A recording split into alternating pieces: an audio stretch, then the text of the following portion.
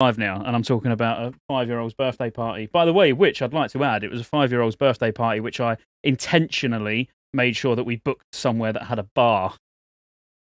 So me, my dad, and my brother just sat there getting spanned all afternoon. But hi guys. Anyway, we are live. Hi. Hello. Another episode of Dalaran Sewers podcast. I'm going to put Rugs on the spot and let you introduce it. So, full screen, the floor's yours. Yo, guys, welcome to the Dalaran Sewers pod. This is episode 2 with our 2 lovely guests. We got Index and Snacky Box, the clowns, the comedians, the entertainers. They are here this evening, and we are happy to have them. Scotty, was this your idea to bring these 2 guys on the same episode? Do we really think that's a great idea? Oh, that's a nightmare. I'm muted. Sorry. We'll take over. It's fine. Yeah, well, it was a package deal, wasn't it? So I said, like, Snacky, do you want to come on, spread some joy to the massive? And he was like, yeah, but Index has got to come as well. So exactly. I was bullied. We're one and the same, man. We're basically the same channel. Yeah. It's going to be fun. Man. It's going to be fun. We got a good episode today. We got a lot planned to talk about. We're going to catch up on a few things. Do the usual, but this main portion of the podcast is going to be focused on diving into Wrath professions. All things Wrath professions, talking about gold making, optimization for raiding, and all things. So it's going to be fun. Looking forward to it. Index is an expert on all of those things, man. I'm sure he's got a lot to tell you. Yeah. All right, cool. Well, look, let's just go around the board because I'm not even set up. I'm really not ready for this. I pressed go live a little bit prematurely, to be honest, but prematurely doing things is my bag. Ask the missus. So, Snacky, you tell us a bit about yourself. What do you do? Where can the guys find you? Sure. Tell us all about your immense knowledge that you've got with Wrath of the Lich King. Immense knowledge, cool, mate. Well, basically, originally, I sort of created my YouTube channel just making meme edits, right? So basically putting hit markers over World of Warcraft gameplay, and now I'm here like 2 years later, man. So that's we're still going, man. We're still going. In terms of like Wrath, I played a bit back in the day. When I was about how long ago was that? About 11 or 12. I think I was RPing in Gold Char, man. It was the dream. But yeah, man, it was an 11-year-old Snacky. That's scary, mate. That's scary. All those years ago, mate. All right, cool. And where obviously you stream on Twitch, and everyone probably knows your YouTube content already. I'll put links in the description, obviously. Anywhere else they can find you? Got anything special going on that we don't know about? Cool. I don't know if I can mention it on here. OnlyFans is fine, that's mate. pretty much it, man. Yeah, is it? We're allowed that on YouTube. Yeah, that's coming out soon, man. But not really. Just Twitch and YouTube, man. That's all I really do. Are you about to drop an OnlyFans link for us? I can do, man. If it's if you're not going to get you banned, we can do that. No, drop an OnlyFans link. But as long as is there lots of Boris Johnson wigs going on OnlyFans as well? Because we do need that. I think you should put it on. I think you should put it on. I think everybody wants to see a bit of that, don't they? You just get it going on the back like that. There we go. Like some sort of Jeez, look at that, mate. That's great. All right, well, moving nicely on to Index. Firstly, what do you think about his wig? Mate, it always looks lovely, mate. Always does. He's used to it, man. He was around the other day when I was wearing it all the time. Yeah, we took turns on it, with it on. Right. Go on, Index. Tell us about yourself, mate. I'm like run down like who I am. Is that what I'm doing right now? Yeah, run down. I mean, we don't need like if you had a rough upbringing or anything like that, but just mainly to do with WoW, I'd say. On the cold hard streets of Stormwind, right? No, let's right. Jeez. So, I mean, look, I'm gonna be honest. I don't know, bro. I just RP about, okay. Right. You know what? It all began, boys. Look, strap in. It all began on Earthshaker EU. Okay, I pioneered RP on that server, and with the help of Snacky, he displayed my RP prowess, the way I RP walked. It was amazing. And then I know. Other than that, really, I know I was a record holder. I was the creator of the world first fishing speedrun, which was toppled by Rajiji and Tommy Salami. Big up the boys. Yeah, really, that's it. I make YouTube videos. Primarily, I'm a streamer now because I don't upload on YouTube that often. Sad, sorry, boys. And also, yeah, you can find me on twitch.tv/Big Index. Big Index. Can you tell me a little bit about this fishing thing? Sorry, you can get that. What's this speed running fishing? Pretty much, I wanted to get into the speedrunning category of WoW, and I realized that Tommy Salami dominated every single segment or every single element of speedrunning. So I had to create my own one, and pretty much you got to make a bald human, and you have to level up to I can't remember, was it level 5 or 6? Get to Stormwind, get a fishing rod, and then catch a fish as quick as you can. And yeah, I had that record for a solid 2 weeks. That's mental. I can't believe that's not been all over the front page of MMO Champion ever since it happened. I'm confused. Honestly, it was pretty massive. I ain't gonna lie, but yeah, Rajiji took it off me. I mean, Snacky, have you ever done that? Have you ever took part in this speed running fishing contest? So yeah, man. So there was a series based on this. How many videos were there, Steve? What, 3 or 4? Yeah, I only did one. But yeah, we sort of did one finale be-all video to this, man, and we got well, who we get? We've got Tommy Salami involved, notorious speedrunning god, Rajiji, and we sort of got everyone together, and then Tommy Salami he secured it, mate. It's his now. That title's his. No one's beating that. It wasn't even fair, mate. So I might be jumping the gun here a little bit, but I'm just kind of curious since you brought it up. Are you interested in going for the Realm First fishing title in Wrath? I'm considering that. I'm very considering that. You know, it comes with the special title Salty. Oh, do I actually get the title? Yeah. Because I was looking up. Oh, I'm doing it then, 100%. Hang on. No, it's Angler, isn't it? Salt is the achievement. Salt is the big achievement, isn't it? Salt is for doing all the fishing achievements. I'm sure it's Angler. I think Angler is the. I thought it was Master Angler. I thought it was Master Angler, but then I was told that you don't get a title. Yeah, but I'll do that. I'm going to be doing that. Yeah, I'll be doing that. I thought it was Salty because the first aid one is Doctor, which is badass. Yeah, that is a really cool title. But all right, cool. So, just you like memeing around, you like RPing everywhere. I mean, I'll be honest with you. I've watched Snacky quite a lot, and I do lurk. I'm not one to start talking in people's streams. I don't know why. I probably should, but I've never seen anybody stream who RP walks quite as much as you. You know, I think there was one particular stream I dropped in on, and you had about 3 hours on a clock where you was going to be RP walking for 3 hours, and it was painful watching you level. But it's not I've masturbated to worse, if I'm honest. So I mean, man, look, it's a profession, man. Do you know what I mean? It takes it's high level skill, high level caliber to be able to do it, man. And for 3 hours time, concentration, mate. Look, Steve knows, mate. It's hard work, nothing but concentration. Hard work. Very hard work. Solid. Cool. All right. Well, look. So just a quick one for both of you. We ask everybody the same thing. What's your main going to be in Wrath? So Index, start with you. What's your plans? Well, I am the CEO of Ret Gang, so I'm going to be playing Ret Paladin. Are you looking forward to Ret Paladin in Wrath? Yeah. To be fair, I'm going to be honest. I didn't play Wrath, but I don't know if I can say it. I've been on Warmane a little bit, and I've been playing it a bit on there. It's it's pretty fun. Pretty fun. Talking about private servers on here. Oh, yeah, that's it. I don't know if that's Monkey TOS or not, but. No. It's way too late for that. Yeah. We've all streamed Warmane and played on Warmane for far too long to worry about talking about it. Oh dear. What about you, Snacky? What are you going to play? I don't know, man. I'm torn. I'm playing Warlock at the minute, but back in the day, I was jumping on the Frost DK. So I'm not too sure, man. I'm just going to kind of see what happens in pre-patch, and then I don't know. I'll flip a coin or something. We'll see what happens, man. So a genuine question, do you guys? I know because you do a lot of like fun streams and fun YouTube content. It's more than meant to be informational or anything like that. It's meant to be easy to watch and you're just having a laugh. Do you actually have a main, as daft as that sounds, or do you just flick between lots of different characters? We do, yeah. So we was big on classic. We was raiding all throughout that, and I was a warlock, and then Steve was a rogue. And then we got to TBC and we played up to phase 2, and then when SOM come out, we sort of jumped on that, and then that sort of just crash and burned in, and then we've come back to TBC now, and now we're just playing catch up a little bit.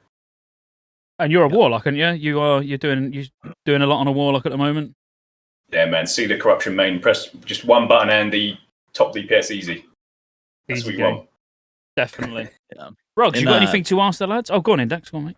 No, I was going to say, because in Classic, I played Rogue, and then I swapped to Ret Paladin in like around the AQ phase, and then I don't know, because I was kind of done with raiding at that point, and then I was wanting to enjoy myself. I still played the raid because my guild didn't let me play Ret. Feels bad, man. But then like I don't know, and then in TBC I played Brett, and then I've switched back to Rogue a little bit. I think I'm a masochist because I like people insulting me for what I'm playing. It's kind of weird. I don't get any groups as Rogue. It's actually kind of rough out here, man. But yeah, so I'm going back on the rep right now. Literally fresh information right now. I'm back on the rep. He's Ret Gang. Yeah, Ret Gang. So I have a question for both of you. Yes, man. And this seems like a simple question, but I think we all play the game for many different reasons. So what is the one thing that you two are most excited for Wrath Classic? Fishing achievements. Walking around Northrend. 100%. No, but back in the day, man, I tried to get turtles all the way down, and I never got it. And I tried to farm it for so long, and I never got it. And literally, that is just all I want now. And then I've completed it. I'm done. I can put the game down. That's all I want to tell, to be fair, I think achievements are a good little bit of like completionist content. So I think it's pretty fun. And there's always something to do, isn't there? You know, as somebody who streams, you know, you've always got something to go for. And some of it is fun. I mean, yous will make it more fun than most, but, you know, you'll be able to make some fun content out of going back and getting even stupid things like old dungeons that for some reason didn't count, you know, when it ticks over into the pre-patch. You can do some weird stuff to make it amusing. Definitely, exactly. I am like a Naxxramas gimp, so I actually really enjoy doing Naxxramas. I'm still a Naxxramas to this day. I'm trying to get an Ashbringer for my Paladin, man. It's rough out here, and I'm looking forward to doing the Nax achievements in Wrath. It should be pretty fun, like the Undying and stuff like that. How many Paladins you got? I only have 2 at the minute. I was going to make a third one to try and get it, but I'm going to be hosting. Hey, look, by the way, boys, Earthshaker EU Index Pugs is coming soon. I need carries for Ashbringer. Just a quick little drop there. Thank you. Yeah, but normally you should be the one making the group and advertising that you're going to carry people, not, by the way, I'm making groups and you're all welcome to come and carry me. Yeah. I mean, look, I'll get a video out of it, maybe. I don't know. So it's a win-win for me, but yeah. But look, guys, I'll appreciate it, okay? I need a boost in Earthshaker for you, okay? Thank you. I started on Earthshaker. What's this behavior? Did you? You Earthshaker gang? I started on Earthshaker before I moved to Mirage, yeah. Like, as soon as, like, Classic 2019... Yeah, my first character. Mate, well, my first was Earthshaker was sick, man. I was at Degenerates. Really? You and Degens are? All through Blackwing Lair and AQ, and then moved to Mirage. Earthshaker's sort of like, it's come back now, isn't it? I don't know. It was fine when I left. I'll be honest with you, it was good when I left. But then I heard it went downhill. But I only left purely just because you have seen how I stream. I get smashed, and like being on a PvP server, not ideal for me. Normally, I can't move my character. I'm trying to bring it back. We need number 1, mate. I might come back to Earthshaker. I've got characters on Earthshaker. I've got a couple of 60s, but nothing at 70. Let's do it. Let's get some. You want to come to a Nax on Tuesday, mate? Yeah. I've got a Holy Paladin I've got a Holy Paladin in full. Well, yeah, full AQ. Perfect, mate. Yeah, I'm there. I'll carry you. Don't worry. I got you. Nice, cheers. All right, cool. So they're the introductions. I think everyone knows who we all are now. Rugs, do you want to sort of take us through the news before we get into the actual real Wrath stuff? Yeah, and funny you bring it up, Scotty, because the first bit of news that we have is it looks like the beta is going to be starting sometime soon. We had an interview with Holly Longsdale where she said that the beta should be coming in about 2 to 3 months. And we've already data mined that the login screen and everything for it has already been discovered on the back end. But Scotty, don't you have some hot take about this 2 to 3 month window? I'm pretty sure you had a new video that came out, right? Where you're making some hot take where you think she misspoke and that this is supposed to be 2 to 3 weeks? Misspoke or misled, one or the other. Dream, maybe we can dream. Yeah, 2 to 3 weeks. I'm praying. Yeah, well, I think it will be end of May, beginning of June, and purely because never, we're talking Classic. When Classic WoW went on the CDN, we was in the beta within 4 weeks. when TBC was announced that there was going to be a beta, we was in the beta within 4 weeks. If they was to wait 3 months before starting the beta, that then means another 2.5 to 3 months of testing. Then it's going to have to be taken down because they're not going to want to take people away from the pre-patch to be testing Wrath. So now that's another, let's say 4 weeks. You're potentially going to have a Season 4 that will go longer than Season 1 and 2 combined, and you're going to be doing the same 6 bosses for, 6 months, something like that. It's not going to happen. It's impossible. So yeah, I definitely would say the beta's coming far, far sooner than July and August, like people are saying, that Holly Longsdale's saying. Because it just doesn't add up, does it? If you think about every phase in TBC so far, none of them have lasted particularly long. Why would they have the last phase that's got the least amount of bosses, remember? Why would you have that last longer than anything else? True, mate, true. I'm hoping so. I know 2 to 3 months. That's a long time, man. But 2 to 3 weeks, I can get on board with that, mate. I'm actually hoping for the opposite. I know you guys probably ain't going to want to hear this, but I actually want this to. I want this to be dragged out as long as possible. I don't want Wrath beta out for 2 reasons. One, I'm not going to get the beta, okay, and 2, and I need the content, okay. So and then 2, obviously I'm farming Naxxramas, okay. I need it to be longed out as long as possible. So yeah, I'm hoping it's going to be later. Selfish, man. Sorry, boys. I'm not going to lie. I'm kind of with you, Index. And I feel like this goes against every instinct in me completely, where I want Wrath to come like ASAP. And I'm a fiend for Fresh. I absolutely go crazy for it. But for once, I'm okay with farming Sunwell for a little bit longer. I'm okay with it. If they take their time, I'm weirdly okay with it. Yeah, I mean, I don't care, actually. If it comes in 3 weeks, I'll be playing it. If it comes in 3 months, I'll be playing it. So it literally doesn't make a difference. For me, it's just more looking at the facts that we've got and looking at it historically to make an educated sort of guess on when it's going to come. But I'm enjoying Phase 5 so far.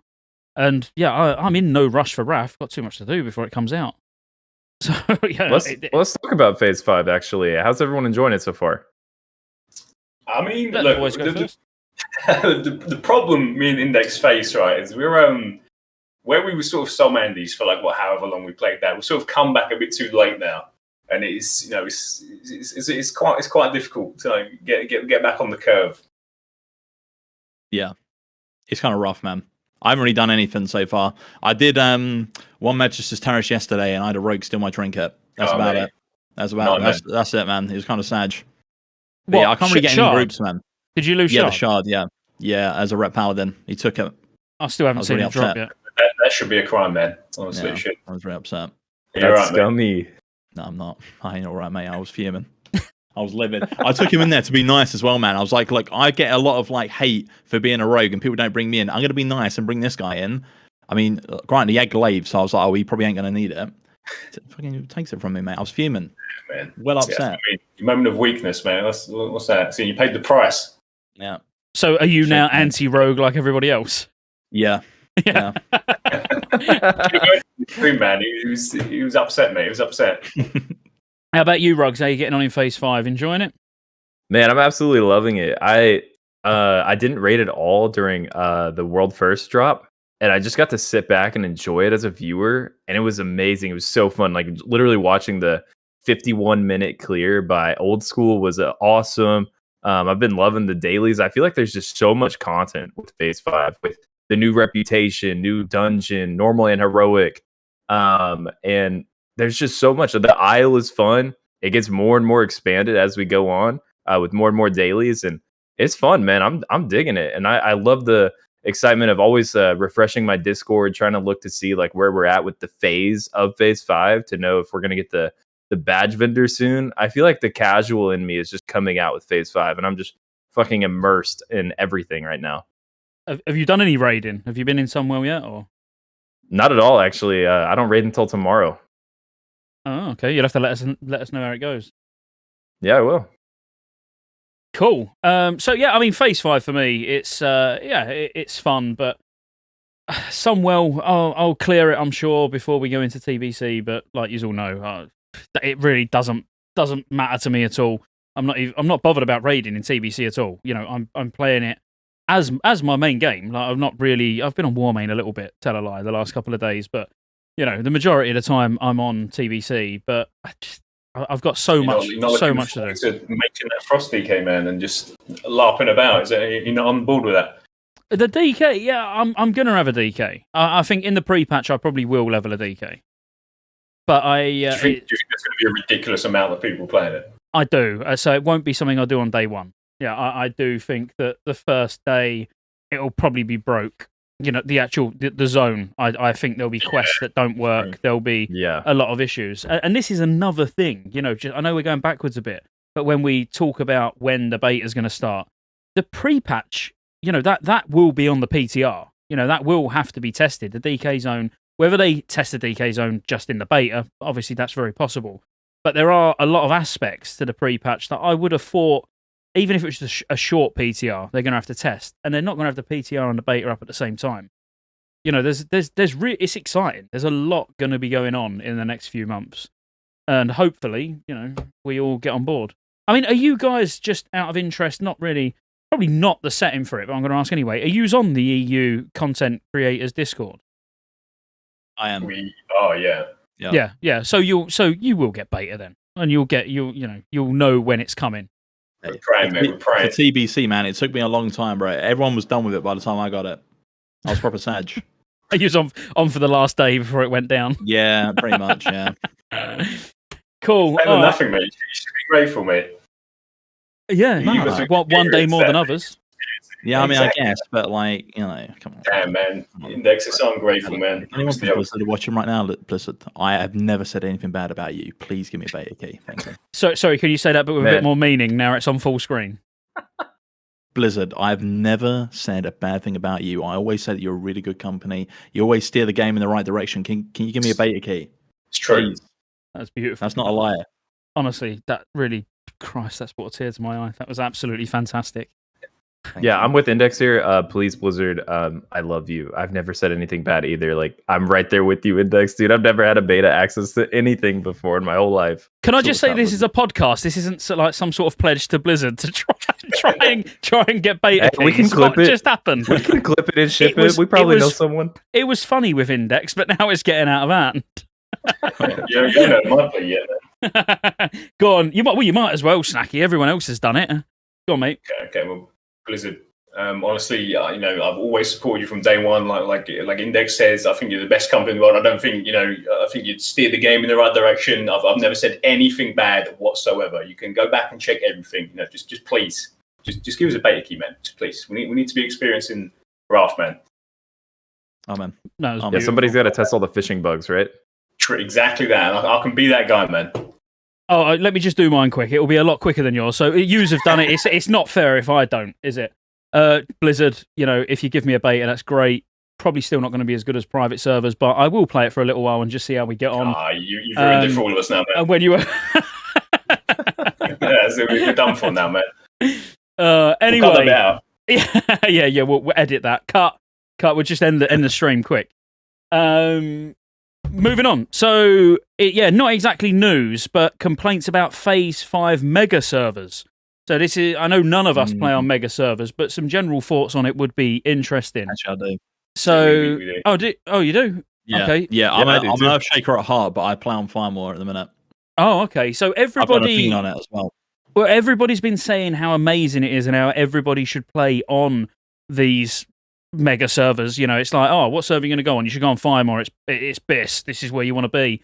And now that, Phase 5 dropped and there's 4-hour queues, everyone's crying on Reddit. So as you play on one Index, go on, what are your thoughts? Honestly, I got to say, I think that's a load of bullshit, man. Mega servers are nice for getting insta queues, but it kind of goes against everything in Classic, in my opinion. There's no it's not community based. It's not community driven. I don't really like that. I like Earthshaker because I recognize people when I was hanging about Stormwind or IF or something. Firemore doesn't have that same thing, but yeah, I agree with the queues are going to be ridiculous. That's probably I might be going back to Earthshaker for Rough. Earthshaker cool. gang, mate. Wow. Gang. Where are you, Snacky? Are you on Earthshaker? My hunter is. I'm on the same server as Index. We're both on Firemore. Oh, okay. We just went on there because at the time when we moved them over, Earthshaker was like completely dead, man. There was like no one on it, like whatsoever. It was bad. But now we're sort of, we play in the morning. Well, I play in the morning, and sort of Index gets on at like what? You get on like 2, don't you? Mm-hmm. And the queues are fine, but if you do sort of log in at like 5 or 6, it's game over, man. You ain't playing till the next day. Yeah, it's bad. That would do my head I in. play. What are you? Yeah, I was about to say, Rugs. Where do you play? Yeah, I play on Benediction, which is the second largest server ever, right behind Firemaw. And I actually haven't ran into any queues.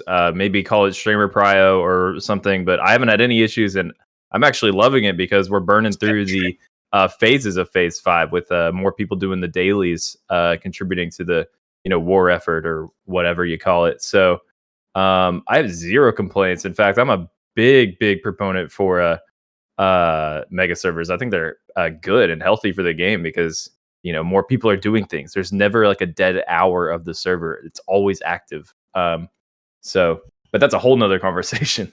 Yeah. No, I don't get me wrong. I do. Well, I don't plan on. Is it a mega server? Is Whitemane US West a mega server? I mean, it's a very busy server. Obviously, that's where I play my priest. And there are. I can get in a group 24 hours a day for practically whatever I want. And I've not been in a queue on it. But I mean, is Benediction a mega server?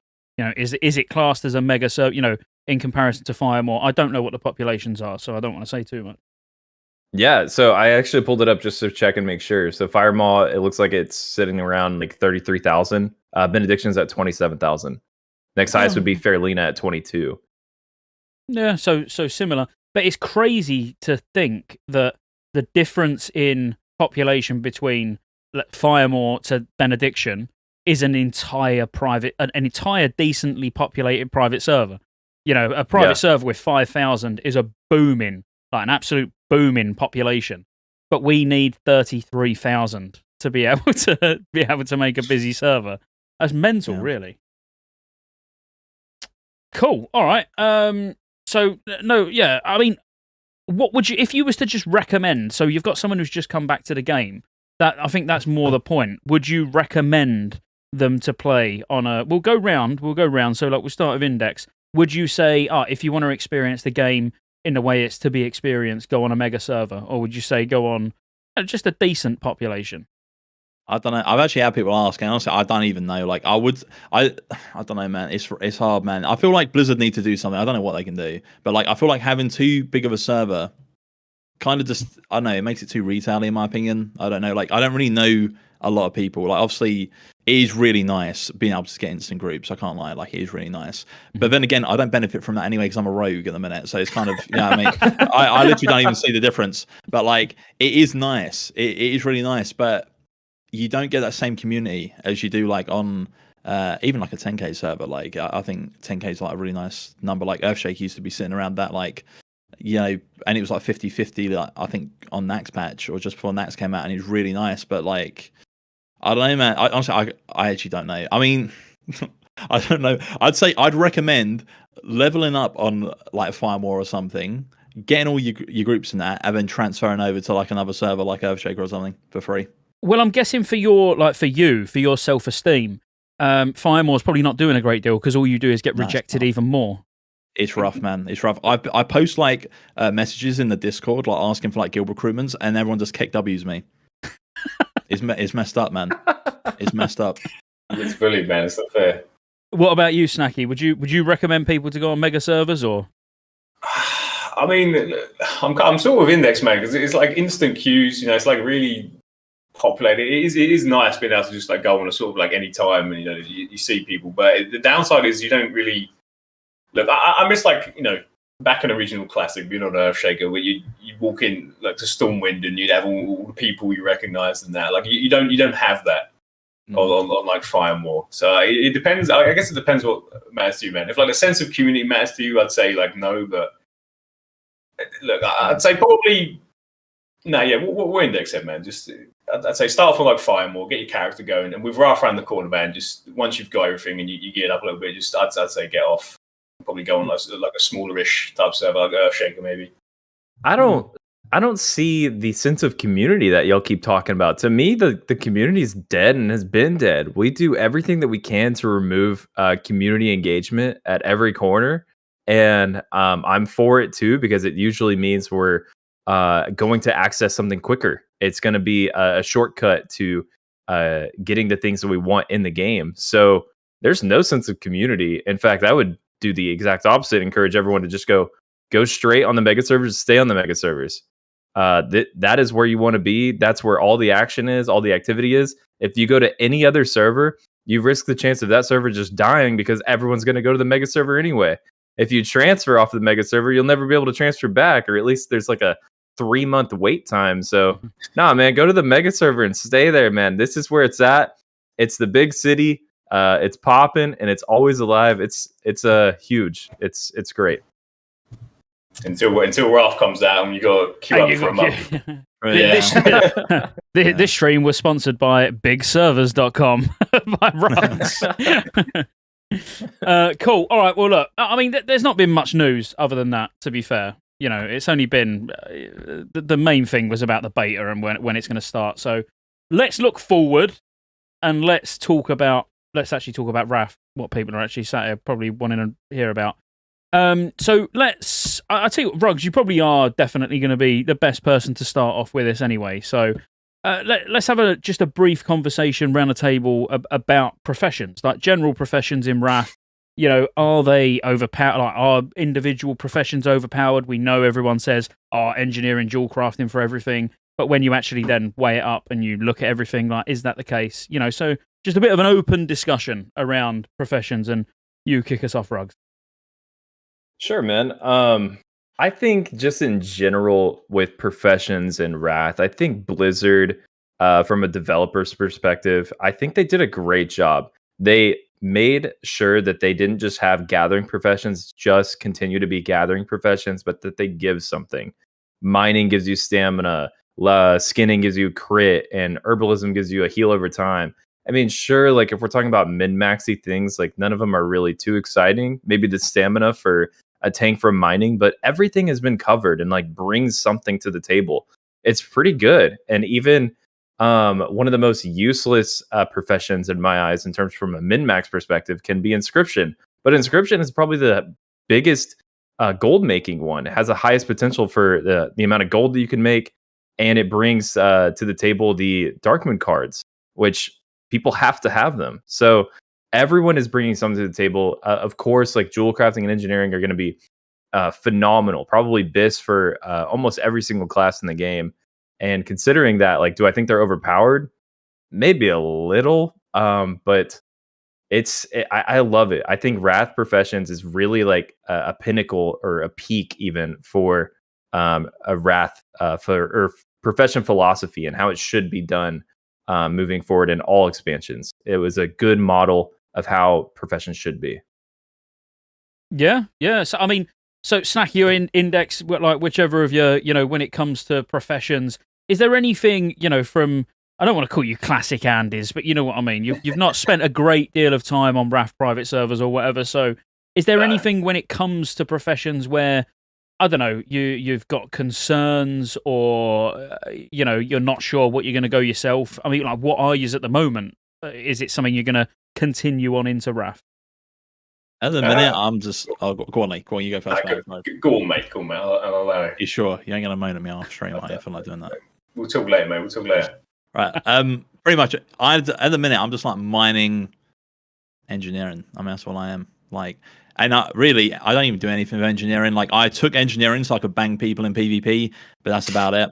Like, I'll just sit in mana teams on my rogue at the minute, mining away and making some gold. That's all I can do, really. So yeah, I don't really know what I'm going to go for Wrath. I've never really sat there and thought like, you know what, this is going to be like, how am I going to balance my character? I usually just look on Wowhead and I'm like, okay, right, that's what I need. So yeah, you're not going to need to look on Wowhead. You're going to get all the information you need today. That's what I like to hear, mate. That's what I like to hear. Go on, Snacky. What about you, profession-wise? I'd say, look, I really like. I think engineering is pretty cool, right? I mean, you're going to kind of want.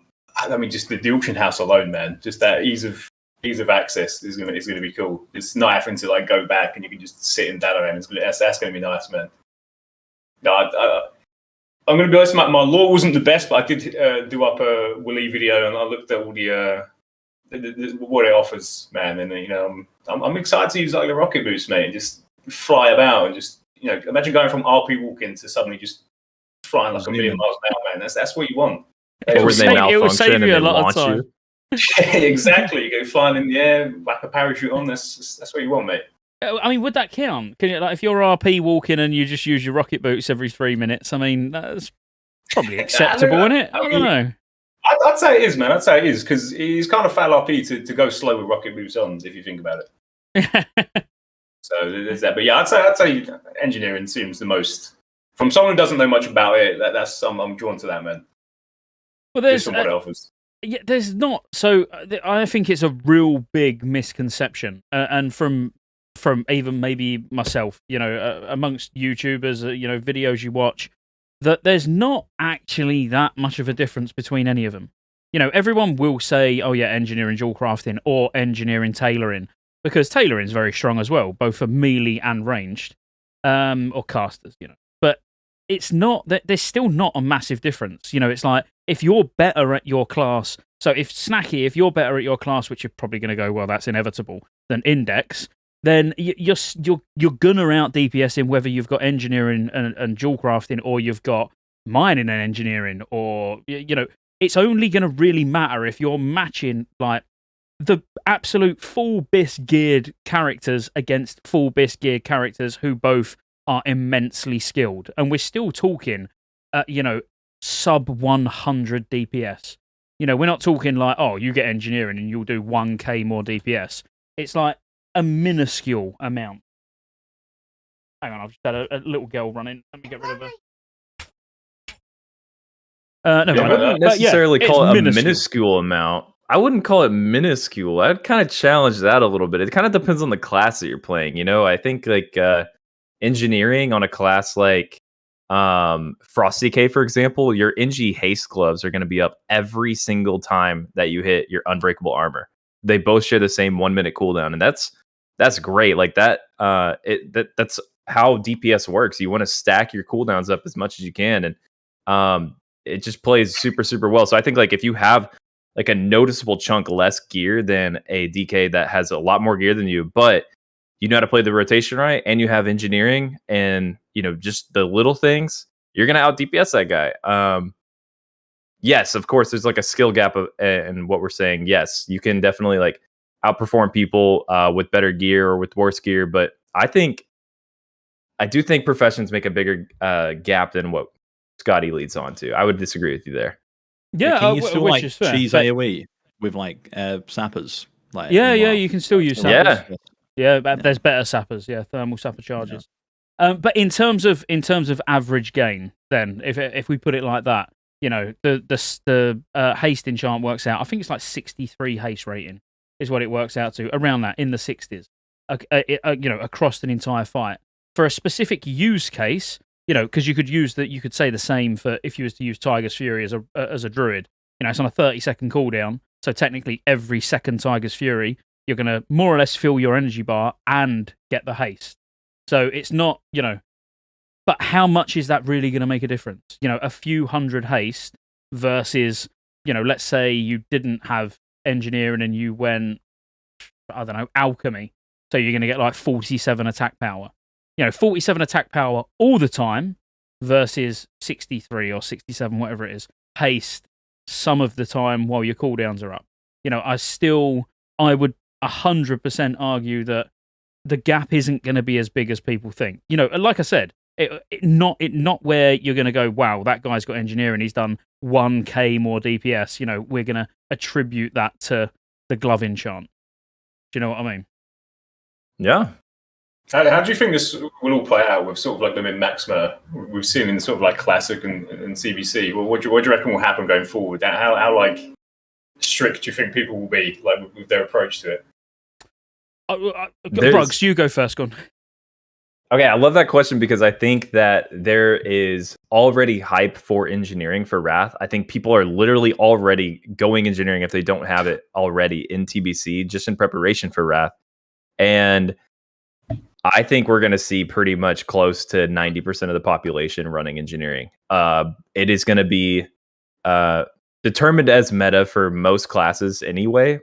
And then I think the speedrunning community and the highlights and everything that engineering brings to the table in terms of like a PvE standard, on top of all the fun role-playing shit that you get with it, with the mailbox, the auction house, and all the other things. I think strictly like Nitro Boots is going to be that new hot shit, and people are just going to be all over. I genuinely think like engineering is going to take over. I think guilds will literally use the gold that they've saved up to fund people to get engineering, to convert to engineering with the new expansion. I think it's just going to be absolutely insanely popular.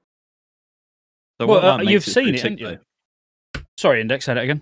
No, what makes like engineering like so sick? Like, what specific items is it that you get? Well, that like is it Rugs just like said. the speedy boys? Is that like just it really, like for speed running? Yeah, I mean, if you look at sort of Black Temple speedrunning guilds, the majority of them equip the rocket boosts, but then obviously it's different. You know, it's an actual pair of boots that you put on to skip different sort of patrols of trash and stuff. So imagine everybody in the raid being able to do that with their ordinary gear. You know, that's it. And you know, like Rugs already said, where there's a lot of classes where they have got cooldowns, such as a DK, you know, who it's on a minute cooldown, it lines up perfectly with a glove enchant, and like I said with Feral, you know, lines up with Tiger's Fury, and it almost doesn't really matter. Like whatever you are, it's the glove enchant's going to line up, because even if it's a 3-minute cooldown that you're using, it's a 1-minute cooldown, so it's still going to be usable with every single cooldown that you use. You know what I mean? And bombs, yeah, bombs. You know, being able to use Saronite bombs every 1 minute. You know, once a fight, more because it normally is just once a fight, you can use a global thermal sapper charge. Which that alone, you know, you imagine 25 people sapper charging. Well, we've seen it. You know, we've seen it all through Classic. Like the first boss in Blackwing Lair, for example, everyone just runs in and sapper charges. You know, we already know how strong that is. That's not gonna go away. It's actually only gonna get worse. The Nitro Boots are kind of fun because right now we don't use them during fights very often. I think Mother comes to mind. Like people will unironically equip their Nitro Boots to get out of the Mother mechanics. But other than that, it's usually a equip after a boss fight ends, and then an on use so that you can speed through trash and get to the next trash pack. In Wrath, it kind of changes, or at least like right now, coming from a experienced like customly buffed boss fights, genuinely you're using it on every single fight. There is a use for Nitro Boots on every fight I can think of, except for Patchwork. There's just a lot of movement, or at least like an excuse where you can find a way to optimize due to having Nitro Boots at your kit. So that'll be a really, really fun thing. Thinking like not just like trying to advance like trash pack, but literally optimizing per boss fights is going to be a really exciting way to use Nitro Boots. But what we don't want to do is draw too much attention to it. So, you know, we've spoke about engineering enough. Let's go on, let's go on to some other professions, because we don't want to nerf it. Yeah, we definitely don't want to, there are so many benefits outside of raids as well. I think that's what draws me to engineering. I've used engineering forever. You know, like on my druid now is engineering. You know, in TBC, it was engineering in Classic. And it's not actually from a min max perspective. It's like having the portal that you can use, you know, teleport into. Really nice. Yeah, there's just so much, isn't there? But, you know. So what about other professions? So we know engineering, yes, it's going to be strong.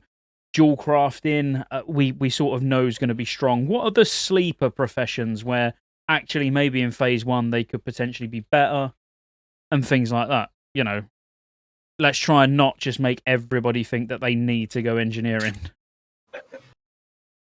No one's got anything. What's Steve, mate? I don't know, Matt. Like, mate, what? Like, I don't know, like I don't know, he's like Alchemy sick. I've always wanted to like RP as a little like not herbalist bloke, but you know, I get my little potions and that, I like bang them together. Like I've always wanted to do that, But I always end up like, look, wow, You get the Blacksmith dude, Alchemy is sick. Is it sick? Alchemy's sick. And especially like how Scotty proposed the question for phase 1, it's actually pretty good for some healer classes.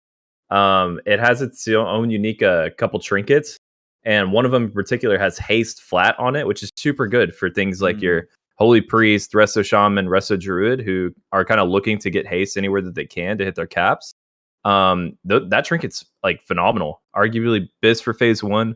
And if it's not going to be used as BIS because you don't have mana issues or if you don't have haste issues, then you'll replace it with anything else from Nax. But Alchemy is pretty sleeper strong in phase 1 for sure, and of course it's going to be a great money maker. It's going to be awesome for that too. Right.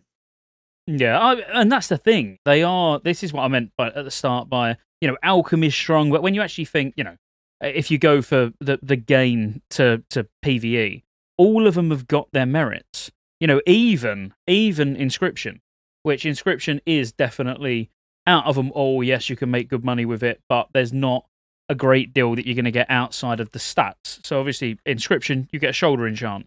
Now, the thing is, you're going to want to get Sons of Hodir Exalted, but until then, you're going to have a fairly mediocre shoulder enchant, so the Inscription one's going to be better. But the Inscription one still is only going to give you the same benefit as something like Mixology from Alchemy, or it's going to be almost equal to Blacksmith in sockets if you put attack power in, or do you know what I mean? It's like they're all very well balanced, and as I say, I would argue that engineering is even half decently balanced for most classes. Mainly, I'm saying that because I don't want it to get nerfed.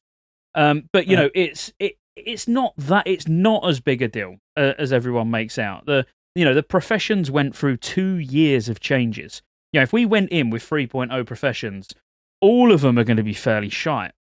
Even the haste on gloves for engineering got buffed from 10 to 12 seconds. The fur linings for leather working were pretty poor. They all went through changes to the point, Blizzard at 3.3.5, when we was all farming Ice Crown, Blizzard must have thought, actually, these professions they're balanced. That's how they want them. So why would we want to change them now? Scotty, let me poke you on that for just a second. Do you actually think that there's a concern that they could nerf engineering? Well, it was brought up, wasn't it, by Josh from Countdown to Classic on a podcast. Fucking Josh. So he said, is there anything that's going to be done with engineering, blah, blah, blah. So let's face it, I never, ever, ever anticipated making changes to drums in TBC. It was only because all of the people that don't really understand what drums are started complaining about them, and they didn't even know what they were. To the point where we've got drums in their final state, but with tinnitus now, which is, again, it wasn't. They was fine. It's absolutely fine to have a profession that just brings a tiny little bit more. You can only have things so balanced. If you're worrying about professions and balancing professions, fuck that. Try and balance the classes. Put a little bit more effort in. And in TBC, we wouldn't have it so Warlocks can press one button and absolutely annihilate meters. We wouldn't have specs like Marksman that's just not playable in raids. We would, all of that. We wouldn't have Druids using Wolf's Head Helm. So how can you say we need to fix professions when they make such a small difference in comparison to class balance? That would be so fucking leave engineering alone. All right? I want it as it is. Do not change it. Man, you're bringing out the no changes in me, man. When you talk about removing my Wolf's Head Helm, like, don't fucking touch my Wolf's Head Helm, bro. Yeah, dude, whoa. But what about... So going to be changes. You're going to be upset. Yeah, minor, really minor. So let's say Wolf's Head Helm in TBC, Wolf's Head Helm was taken away, or it didn't work over level 60. But Tiger's Fury worked like it does in Wrath. So you got energy from Tiger's Fury. So now Tiger's Fury is actually a useful ability. That's what I mean. It's like they listen to Reddit, they listen to people who say things are wrong and we don't like it because all the private server boys, they like the way it works. But actually, you're changing things that are making such a small difference in the grand scheme of things. If you're in a guild that is going to make, like Snacky, if you join a guild and was like, I want to do Sunwell, and they said, you can join, but you have to go level working, you'd go, well, I don't want to go level working. I'll find a guild that I don't need to go level working. Do you know what I mean? That's what you do, innit? You wouldn't go, yeah, all right, I'll go level working because I really want to be with you. Depends how desperate you are to get in. Well, I mean, Index is a rogue and got no level working, so. Yeah, I mean, you ain't wrong. So you should change your professions to get in. I don't care at this point, mate. It is what it is. I'm waiting for Rafi. I mean, I only want the Ashbringer, man. At this point, it is what it is. You got to take me with my faults, man. You can't take me at my, what is it? The meme, you can't handle me in my worst, you can't have me in my best, guys, or something like that. I don't know. Yeah. Cool. Well, all right. So, what have we not talked about? We've spoke about engineering, a little bit on alchemy, inscription. What about gathering professions? I mean, I think it's going to be fairly, I'd say fairly standard for the majority of people to go into Wrath with a gathering profession. I would say, we're not talking the hardcore people who are going in with Jewelcrafting, but most people are going to go in with like mining and engineering, or herb and alchemy, or something so they haven't got to use all the money they bought for gold that they bought from G to G. On maxing their professions, they can actually farm the stuff themselves. So, Rugs, take it over. I'll be back in 2 secs. Go on, mate.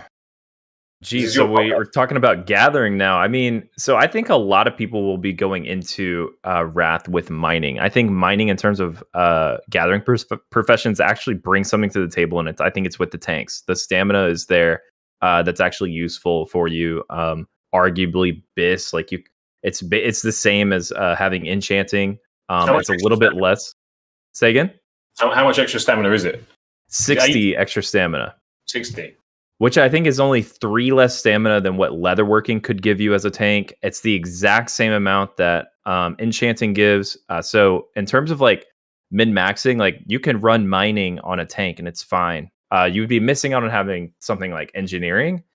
But I think a lot of people will be running with mining. I mean, it's super good moneymaker. You can just use your Titan Steel cooldown every single day to make a little bit of money. And of course, you can just spend time, just run around farming. What do you think is going to net you the most gold on launch? What do you reckon the players, for the people out there that want, they want some gold coming in, mate? What are they picking? For gathering or for any profession? For gathering, solely gathering. What would you suggest? For gathering, the most money you could possibly make is 100% in herbalism. 100% herbalism. And the reason for it is because eternal life farming, which you can get from herbalism as well as farming, the elementals that drop crystallized life. That kind of stuff, the eternal life sell for a fortune, and it's all because of the Dark Moon cards. They're a vital, part of the recipe for making Dark Moon cards. So eternal life farming is going to be a huge moneymaker. So herbalism with inscription is going to be huge, but even if you don't have inscription, you just have herbalism, it's going to be crazy. And that brings up another point. Is Blizzard has already confirmed that you don't have to have a level 55 on your account to make a Death Knight. And one thing I'm concerned about is the bots. Yeah, I feel like bots returning, and bots could come back and they could be DKs, so they'll get to max level quicker and they'll make more of an impact on the economy just by making bot DKs, and they're going to farm herbs and farm mining nodes, and mining herbalism on DK bots could be an absolute disaster for Wrath Classic, and it's something to definitely think about. Yeah, I want to know what idiot came up with that idea, man. Why would you do that? It's stupid, man. Hey, no offense to Blizzard, I love you, Blizzard, right? Give me that beta key. They're not going to give us beta, man. I still need that beta key, but I don't know, why it's beta and people are going to bot that? It's ridiculous. What are you doing? It's kind of weird to me, but Do you think they'll change it? Nah, potentially. I don't know. Could you not see that? I don't know, man. I don't know what I believe with Blizzard anymore, man. You lost faith, mate. Lost faith. Yeah. Well, no, man. As far as professions go, now I'm a little bit out of the loop, but I'm going to be chasing that gold at first, mate. I think need to line my pockets up, mate. Especially if I'm a fighter, man. GDKP more. If you're a big goblin and you want to make the most amount of gold possible, herbalism, inscription in like phase 1 of Wrath might be the most lucrative profession combination I think I've ever seen on any expansion. Inscription phase 1 is going to be bonkers because Dark Moon cards will sell for a fortune. They will sell for an absolute fortune. So running that combo will make you so much gold. It's going to be crazy, dude. How does it work with crafting them? There's I'm out of the loop. There's like an RNG element to it, right? There is RNG. A little bit. Well, there's a lot of RNG with a card, yeah. The craft itself is super expensive. As a rogue main, if you wanted to go in as a rogue main, I mean, Herb Alchemy, Herb Inscription would be amazing because you can stealth farm the herbs, and then even if you've got 15, 20 minutes before you go out, you could just quickly do a stealth run in in Drakfaran Keep or Gundrak. Get a stack of herbs, mill them. And then, I'm not saying you're going to be able to make a card in one run, but just whenever you've got a couple of minutes, you can just do a couple of stealth runs, leave your rogue outside the instance at all times. Heads up. Yeah, and it's easy. But RNG wise, it is horrific. Go on, Rugs, because I interrupted you. No, yeah. So RNG wise, it's pretty awful. I had a buddy. So the craft itself is extremely expensive because of Eternal Lives being extremely contested and just a high price if you're going to buy them raw off the auction house. So the craft is super expensive. And then like when you craft it, you have only like a small chance. I think it's 20% chance, maybe 15% chance of getting a Nobles card crafted. And that's the deck that everyone wants because all the other decks only sell for about, 1,000 gold. Meanwhile, the Nobles deck will sell for 20 to 30, maybe even 40,000 gold. How much is the raw mat cost? Say again? How much is the raw mat cost to craft it? Ooh, I wouldn't know off the top of my head, but a couple hundred gold typically on a fresh server. And so what happens is I had a buddy once who was running Herbalism Inscription, and he would farm up a ton of mats. Like I'm talking, he would spend all day and night farming, and then he would turn on his stream and just craft like 20 cards, and we'd watch, and it was literally just like watching someone play a slot machine.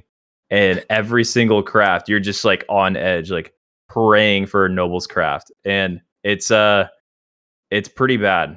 It's really pretty bad. fun. I kind of like the idea of that. It is fun, and I can put it into perspective. So when Synergy launched about a year ago, or just over a year ago, I was the scribe that was making the cards, and there was me. A Ret Paladin, so me as a Feral Druid, a Ret Paladin, a Warrior, and a Hunter. That I was trying to make 4 Nobles deck. So one for each of us, and all of us was farming constantly, and like Rug said, around the clock, day and night, spending thousands of gold as well, just buying Eternal Lives off the auction house whenever they were there. Because correct me if I'm wrong, it takes 3 Eternal Life, I believe, 3 Eternal Life, and then you need Snowfall. So, yeah, and then you need Snowfall Ink. Which is like, but basically when you mill something, so when you mill 5 herbs, you can get like a sliver of Snowfall, and then you combine 2 of them to make 1 Snowfall Ink. So out of a full stack, so a stack of 20, if you get 1 to 2 Snowfall Inks, the actual inks, then obviously that's pretty good going. And I made, in one go, when it first launched, I made about 20 to 25 cards and got 2 Noble cards out of 20 to 25, and then I made 6. That's rough, dude. Then I made 6 and got 6 Noble cards. So it's pure RNG. Literally 6 crafts, 6 Noble cards. But then you'll get duplicates. Mark my words, in trade chat, you will see for the first, I reckon, 2 months, maybe 3 months of Classic Wrath, people just spam him. Want to trade 2 Nobles for 4 Nobles. Want to trade 5 Nobles for Ace of Nobles. Where everyone's got duplicates and they're trying to trade it with other people, because that's going to be easier just to straight up trade than trying to sell one on the auction house to then hope the next one comes up. And the prices on them, as Rugs will know, is so volatile. You'll look, and on a Monday, 2 of Nobles will be 2k gold. And then on Friday, it will be 8k gold. So it's like you don't know what to spend on them, because all that matters is how many people actually got the 2 Nobles in that 24, 48 hour period. It's disgusting. That sounds really fun. Honestly, I think That sounds fun, man. You might have sold me on Inscription, I think I might actually do that. Well, I might get my rogue up, like obviously after I've tackled the fishing record, but I might go in level my rogue and then just go Herbalism and Inscription. Well, I think it's where Blizzard got the idea from. So I think Blizzard looked at how Inscription was in Wrath and actually was like, this is really fun. People like the RNG to it, and then that's why, because I don't know if you remember, but they then added lottery cards to Inscription, where they were fortune cards. They were called. You flip one, and it could potentially be 1 silver, 20 silver, a gold, or 5k gold you could get from one card. So you'd have inscriptions or scribes, selling these fortune cards, and you don't know what you're going to get. You might pay 50 gold for a stack, and you might get 5k gold back. And I reckon it's from Wrath where they actually thought, do you know what? People seem to actually like this. There's another way that you can make a lot of gold with Inscription early on, too. It's with Glyphs.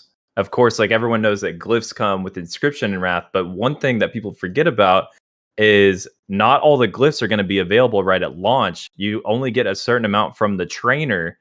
The others you have to discover, and the discovery has a cooldown. And so a lot of times these scribes will do, they'll use their cooldown, try to discover a new craft of a glyph. And if it's not a super expensive one, then they just get a wasted day. But if you are one of the lucky few who get something super niche that's biz for a lot of classes, I think about Glyph of Obliteration for Frosty K. I talk about DKs a lot. So that one is mandatory. You got to have it. It's a big glyph, does a huge portion of your damage. That's a big deal to get that glyph. And if you are the only scribe to get that crafted, then you can sell that for a big premium. Big premium. You're selling on this, man. This is what I want to go for now. Mm-hmm. Yeah. I think it is a fun profession, and you can make a lot of gold. And exactly what Ruggs just said. You get one of those big glyphs. That's it. You're sorted. You'll make so much gold in a few days.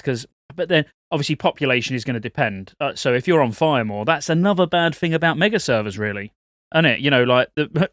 On day one, you're probably going to have every glyph available because there's just going to be that many scribes. Whereas on a normal sort of populated server, there could be days between getting those sort of glyphs where people will pay 200-300 gold for one glyph, which is definitely that's not out of the ordinary, is it, Rug? A couple of 100 gold for a glyph. Exactly. And then normally, if you have a bis glyph, but it comes from a trainer, you'll spend 20 gold. 20 gold one time, you're done. That's your bis glyph for the entire expansion.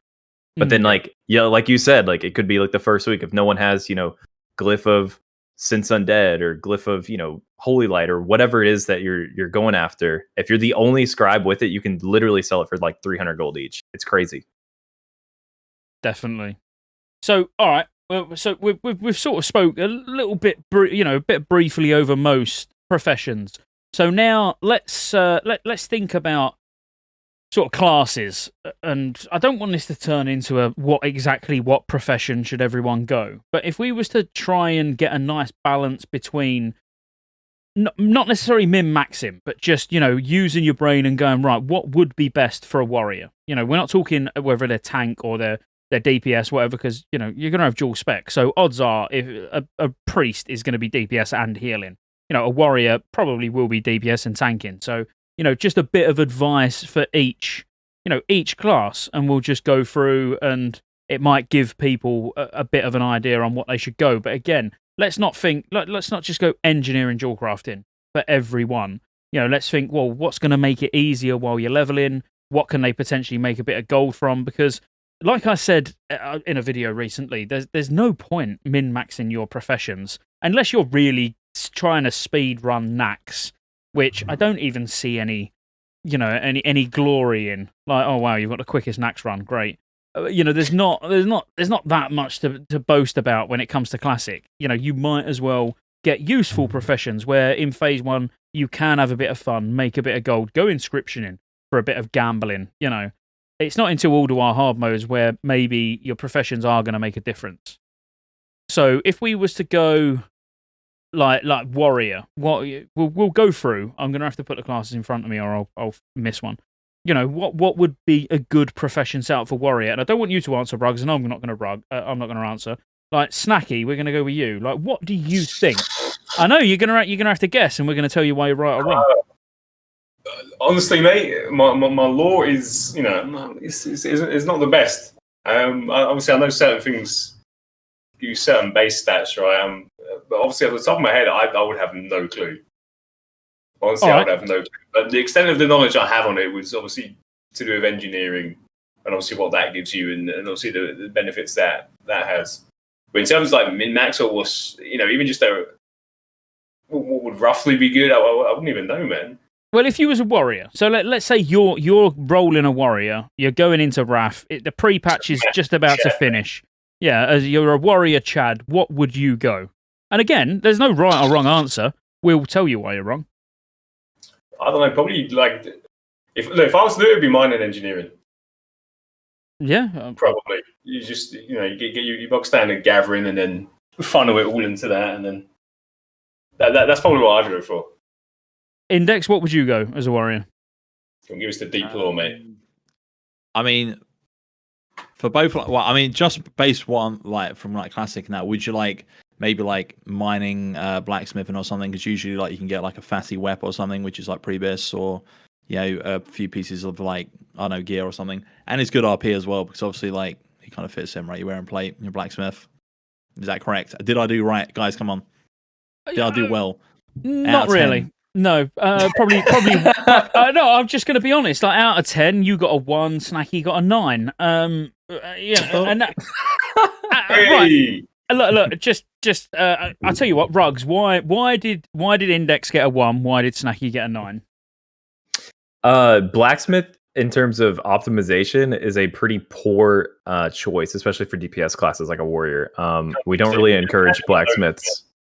The only time we would consider blacksmithing is if we actually do progressive patches with the balancing for professions. So what we're thinking is blacksmithing is only going to have 2 gem slots available, which is their wrist and gloves that they get extra gem slots in, which is just objectively less value than other professions in the game, unless they choose to give us a scaled down version of other things like Jewelcrafting. You get 3 Jewelcrafting gems.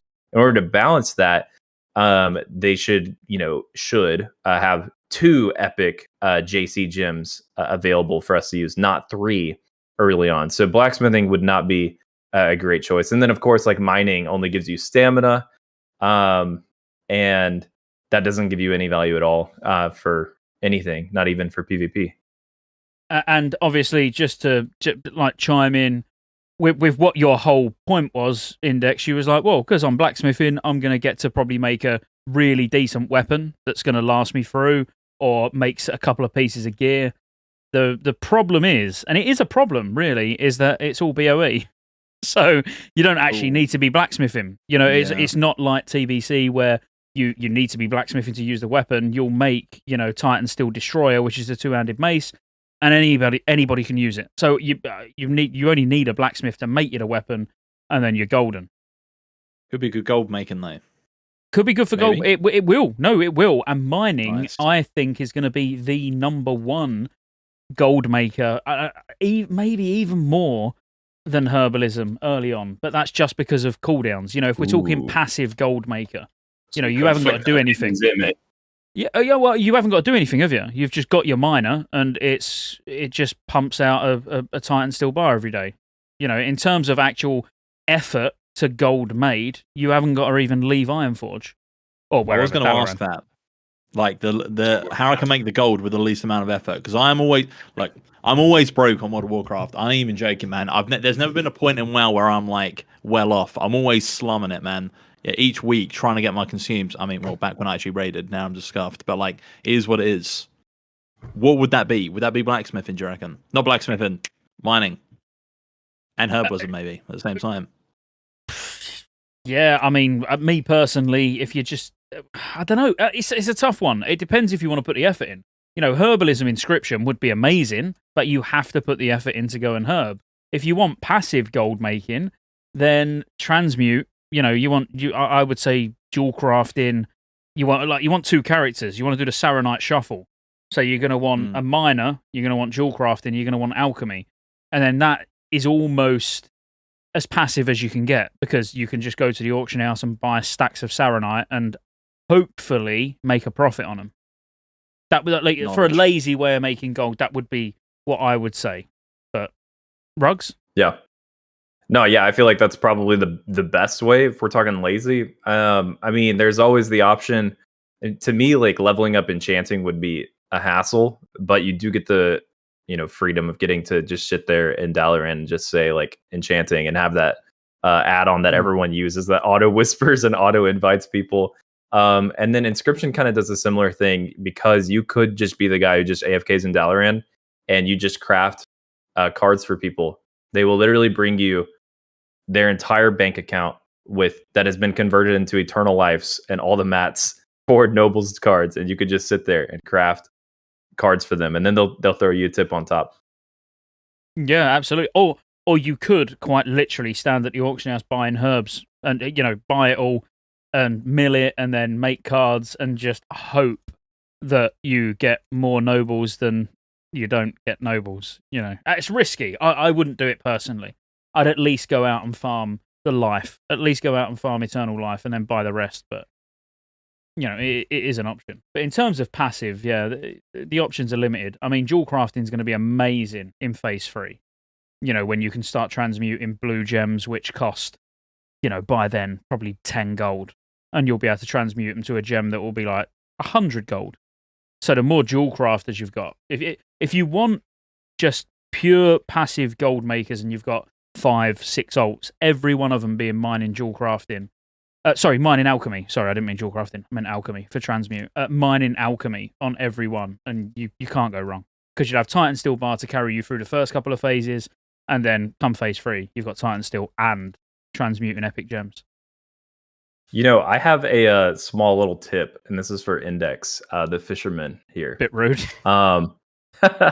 So fishing can actually get you a ridiculous amount of gold if we get this expected scripting that I'm about to tell you about.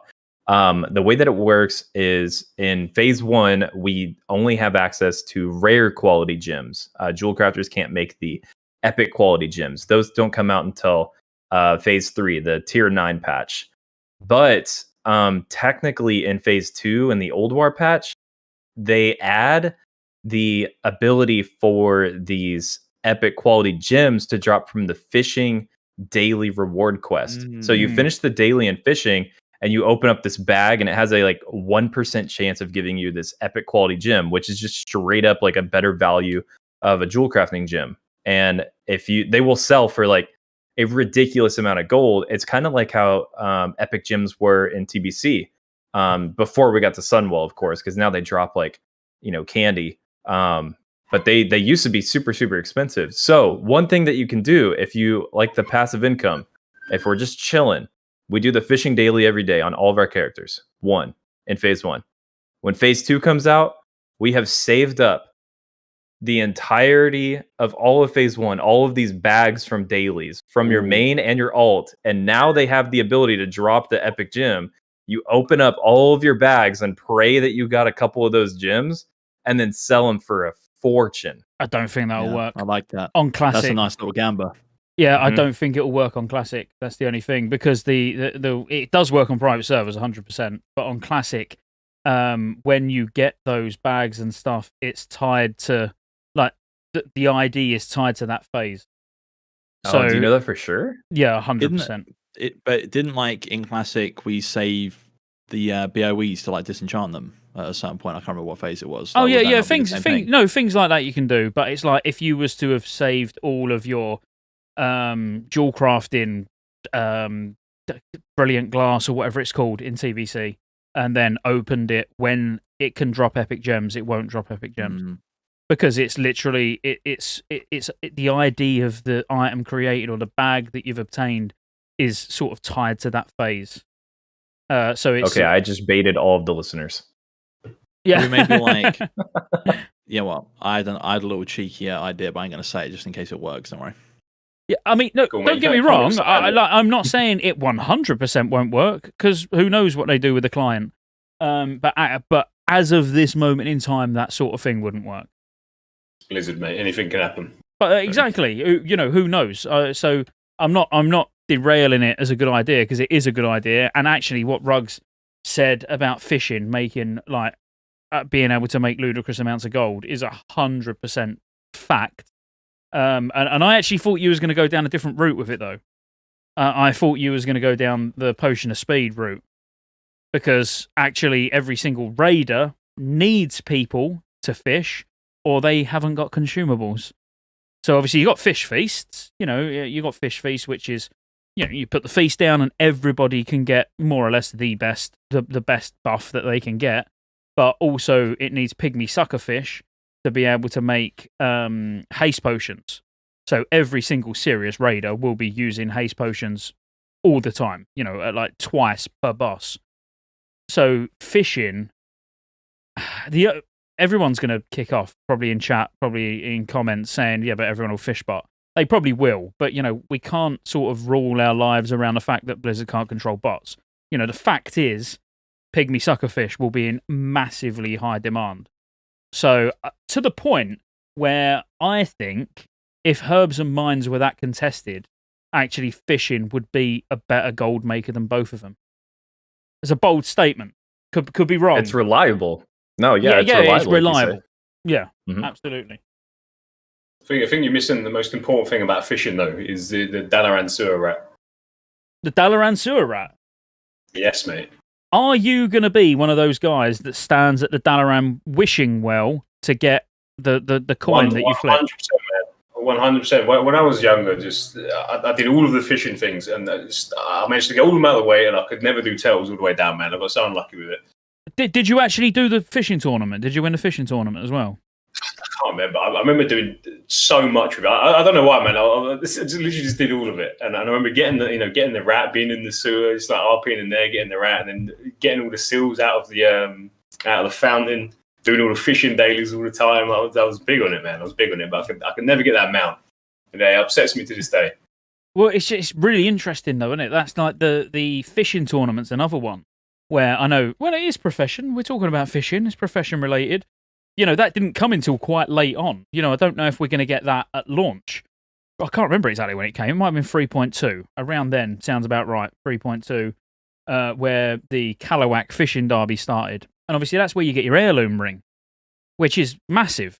Like heirlooms are just 5% XP from a ring is just, over the course of 80 levels, that is so big that, that being in or not is quite. It's all these things that I personally, can't wait for the beta to actually see what they do with it, because I think it should be in from the start, to be honest. But because let's face it, you're not going to get it. You're not going to get it at level 70, are you? You're not going to have it to level your first character with. That it's still going to be leveled with an alt. So I don't see the harm of it being there. But cool. Did we get any further than Warrior? We didn't. We didn't. We did not. Wait, before we go any further, actually, we need to continue the tangent because we didn't talk about cooking. Oh, go on. And you brought up fish feast, and I feel like we need to talk about cooking for a second. Go on, go for it. Because when I play like a fresh private server, and if I'm like going for realm first, or even just like in a guild that like wants to do like semi-hardcore, one thing that we consider on top of like the list of millions of things that we have to do with a fresh launch, and we will do with Wrath Classic, is figure out who's doing what cooking recipe, because there are only so many dailies that you can do, which means there are only so many recipes you can learn before Nax comes out, and you have to have one person to get Fish Feast, which takes I think it's 5 tokens to turn in to get the recipe, and you have to be max level, which means you need to do a couple more dailies and obtain a different recipe to level you up to max level. So you always are trying to figure out, okay, someone needs to get Fish Feast. Someone needs to be able to learn the haste food. Someone needs to get the agility food. Someone needs to get the strength food, and someone needs to get the pet food. And these 5 food things are, pretty important. Like everyone needs to have it. And so usually like you're trying to like divvy it up between 5 different people in your entire guild to learn these food recipes for the entire roster. Otherwise, you're just going to pay an absolute fortune on the auction house for it. And it's kind of a collective effort to make sure that you have enough fish feast, because pretty much if you're not using those 5 food items on top of like the pet food, then you're using fish feast. So are you just going to be a consumer, or are you going to contribute to the effort that your guild has where you're using fish feast every single week? I personally have a feeling that Index is probably going to fuel Earthshaker if he does go back to Earthshaker. I reckon he strikes me as, I don't know if anyone's, is it Stephen He on YouTube, the Asian guy who does the Asian parenting videos and that? I don't know if you've seen them. They are really funny. He's the one who goes emotional damage. Everyone's got to have heard of that, surely. You know, he talks about when it's about sort of how to shame your Asian child by comparing them to their cousin, and he's like, Your cousin, you're moaning about like being tired. Your cousin's got 15 years experience at work. He's only 9. I picture that being Index in Wrath. I reckon Index will do 15 days worth of dailies, and everybody else has only just done 9 because he just works that hard at fishing. It's genetics, man. It just is what it is. You gotta be born with It's genetics. It is. You either can do it or you can't, mate. Yeah. But it's a really good point though. Like, you know, what you're going to do when it comes to cooking is really important. It's a profession again no one really talks about, because let's face it, fishing and cooking. I mean, you guys meme on it. You love a bit of fishing, you know, world first and all that. Level 5, level 5 quarter fish. But it like in terms of like raiding, it is important. You know, who's going to go and get. Yeah, who's going to get the agility food, the strength food? Because, ultimately, like, that is a guild effort. But how do you think that's going to pan out with, you know, like we were talking about like mega servers earlier, right? So, you know, it's predominantly like GDKPs now, right? Especially on these like bigger servers. How that, I can't even get my words out. How's that going to work? Like, what are people going to do? For GDKPs? Yeah, because obviously you're going to need to like orchestrate it, right? But like, how's that going to work? I think for GDKPs, the host is probably just going to bring a stack of fish feasts, and you know, it's just going to come out of his own pocket because he's going to get so much from the GDKP anyway. And everyone will just use fish feasts if they're, you know, just bumming it, and that's fine.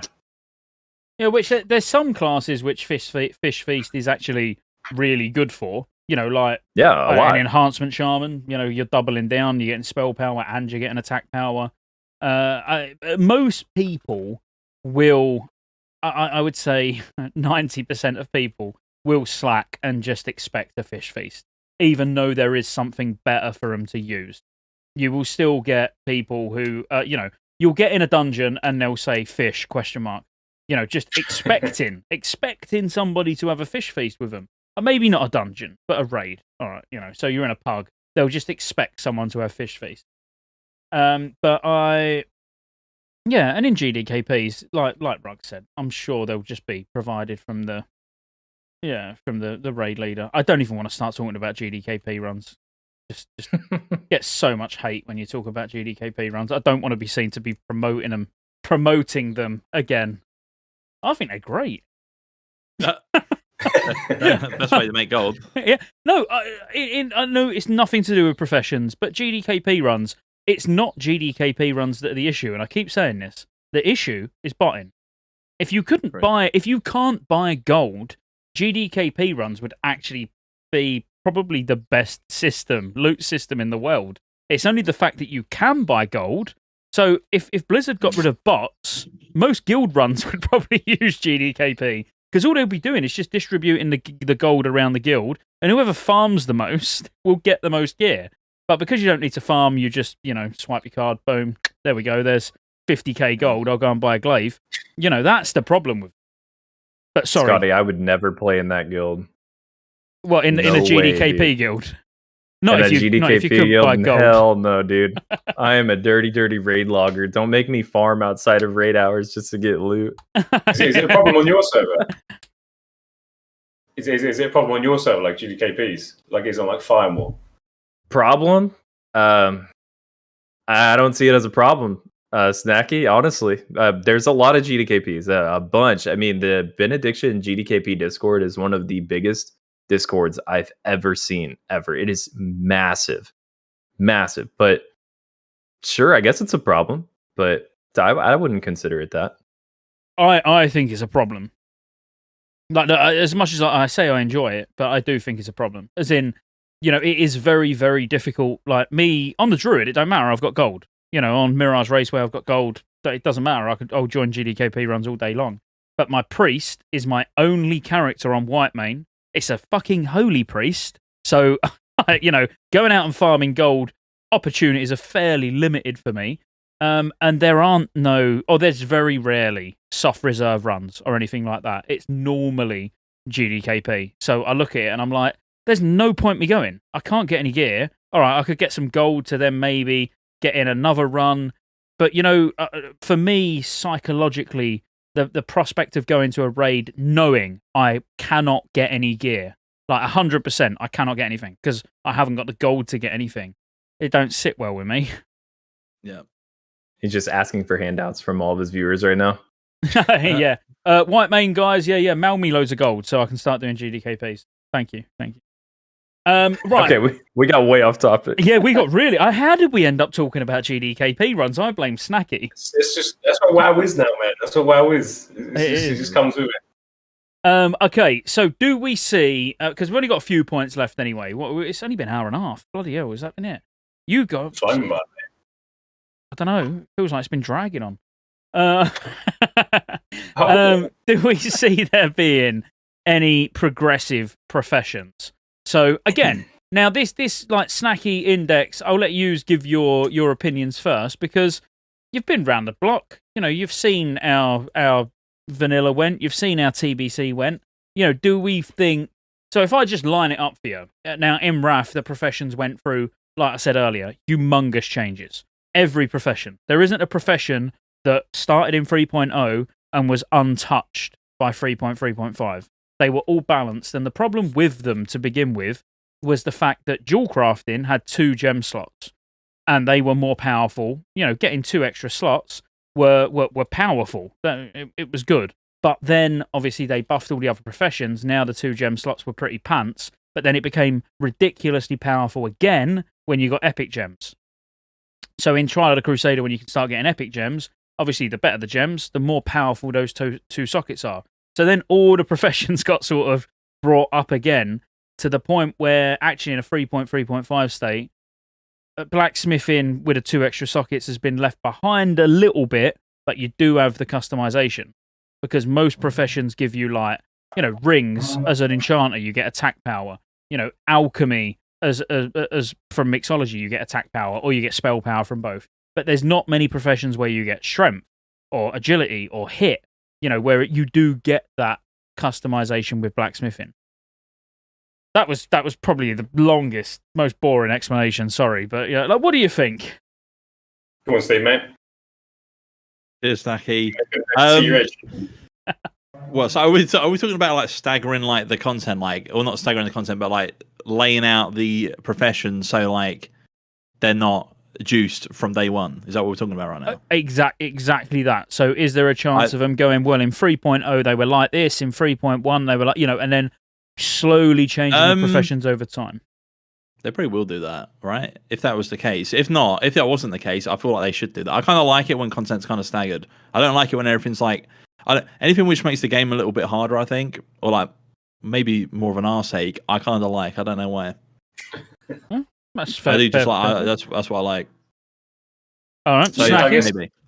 Yeah, I think I'm sort of with Index on that. Just anything that sort of makes it seem that not even more difficult, but I don't know, more time consuming. It feels like more worth. I don't know, in the long run. So it's an interesting take because, well, actually, I'll let Ruggs go first. You know what he thinks about it, and then I'll tell you what I think, and then you'll know. No. It's not actually why you're wrong. I agree with you both, and I'll explain why in a minute. Yeah, I think there's a really good chance that they actually do progressive professions. I would say a really, really, really good chance that they do that. Do I want them to do that? I mean, I don't really care too much at the end of the day. I feel like it's a bit of a waste of their time and effort to put the man hours into making sure that it is exactly the way it's supposed to be. I'd rather them just give it to us. And if we are a little stronger phase 1 than we should be, then so be it. We're just a little bit stronger, not a big deal. And we can just, forget the unwanted the unwanted professions like blacksmithing, for example, like to kick them to the dirt. Somebody will do it, I'm sure. So I don't care too much. I just think like effort is better spent elsewhere. Yeah. Okay. Yeah. So I would. What I've wanted for a long time is actually to not to experience a broken classic, but like maybe for this time round. So for Classic Wrath, having everything in a 3.3.5 state that includes professions. They are as balanced as possible because it don't matter how balanced they are for that specific phase. It's more about them being balanced against each other, if that makes sense. So blacksmithing is going to be impossible to do anything with unless they literally released epic gems from the word go, and then that's not going to work. If they released epic gems in phase 1, then there's no conversation. Like, well, yeah, just release all the professions in 3.3.5. But the issue comes with the fact that blacksmithing is going to be so much weaker without epic gems. But I've always been one who wanted, even TBC, I'd have loved to have gone through TBC progressively and seen how all the classes changed. So more so than just professions. Going like with broken DKs in 3.0. So after the pre-patch, give us the broken DKs how they was. Almost apply the patches, along the way just to see what it really was like. I'm not saying Classic is the right setting for that, but it would be fun to see because things would have changed in TBC. It wouldn't have been Hunters and Warlocks in the beginning. It would have changed from phase to phase where, right, look, Warriors just been fixed. They've now gone down on the meters. Hunters have gone up. Rogues have gone up. All of these things that would change. So I'm not saying like strip all the bugs out. We don't want the bugs in the game, but the actual class changes, the raw class changes and balancing, sort of do that progressively because then it would. Yeah, I just think it would be weird. I think it'd be fun. I wanted that in Classic. Like I wanted them to do it patch by patch. That's what I wanted. Like originally, I think that would have been fun. Yeah, even if it would have been a bit scuffed, it would have been like I know. It'd been fun. And it would, exactly what you said, it would feel scuffed to those who are used to playing on private servers where everything's just as it is. But it would also be quite a learning curve for everybody. It would be like, well, just because we played on private servers, I can't remember in 3.1 who was top damage. What changes happened to the class from 3.0 to 3.1. It would just be, it would be fun. So as I say, maybe Classic's not the right setting for that. But after when we get to the end of Wrath, and if there's not, they don't know what to do after it, and then they done progressive. They launched the server in 1.0 state in vanilla, and then slowly progressed all the way to 3.3.5, and we just took it as it is. We know there's going to be shit wrong. We know it's not going to be great, but it's going to be a bit of a journey. I like that, man. I like the sound of that. That sounds good. That sounds really good.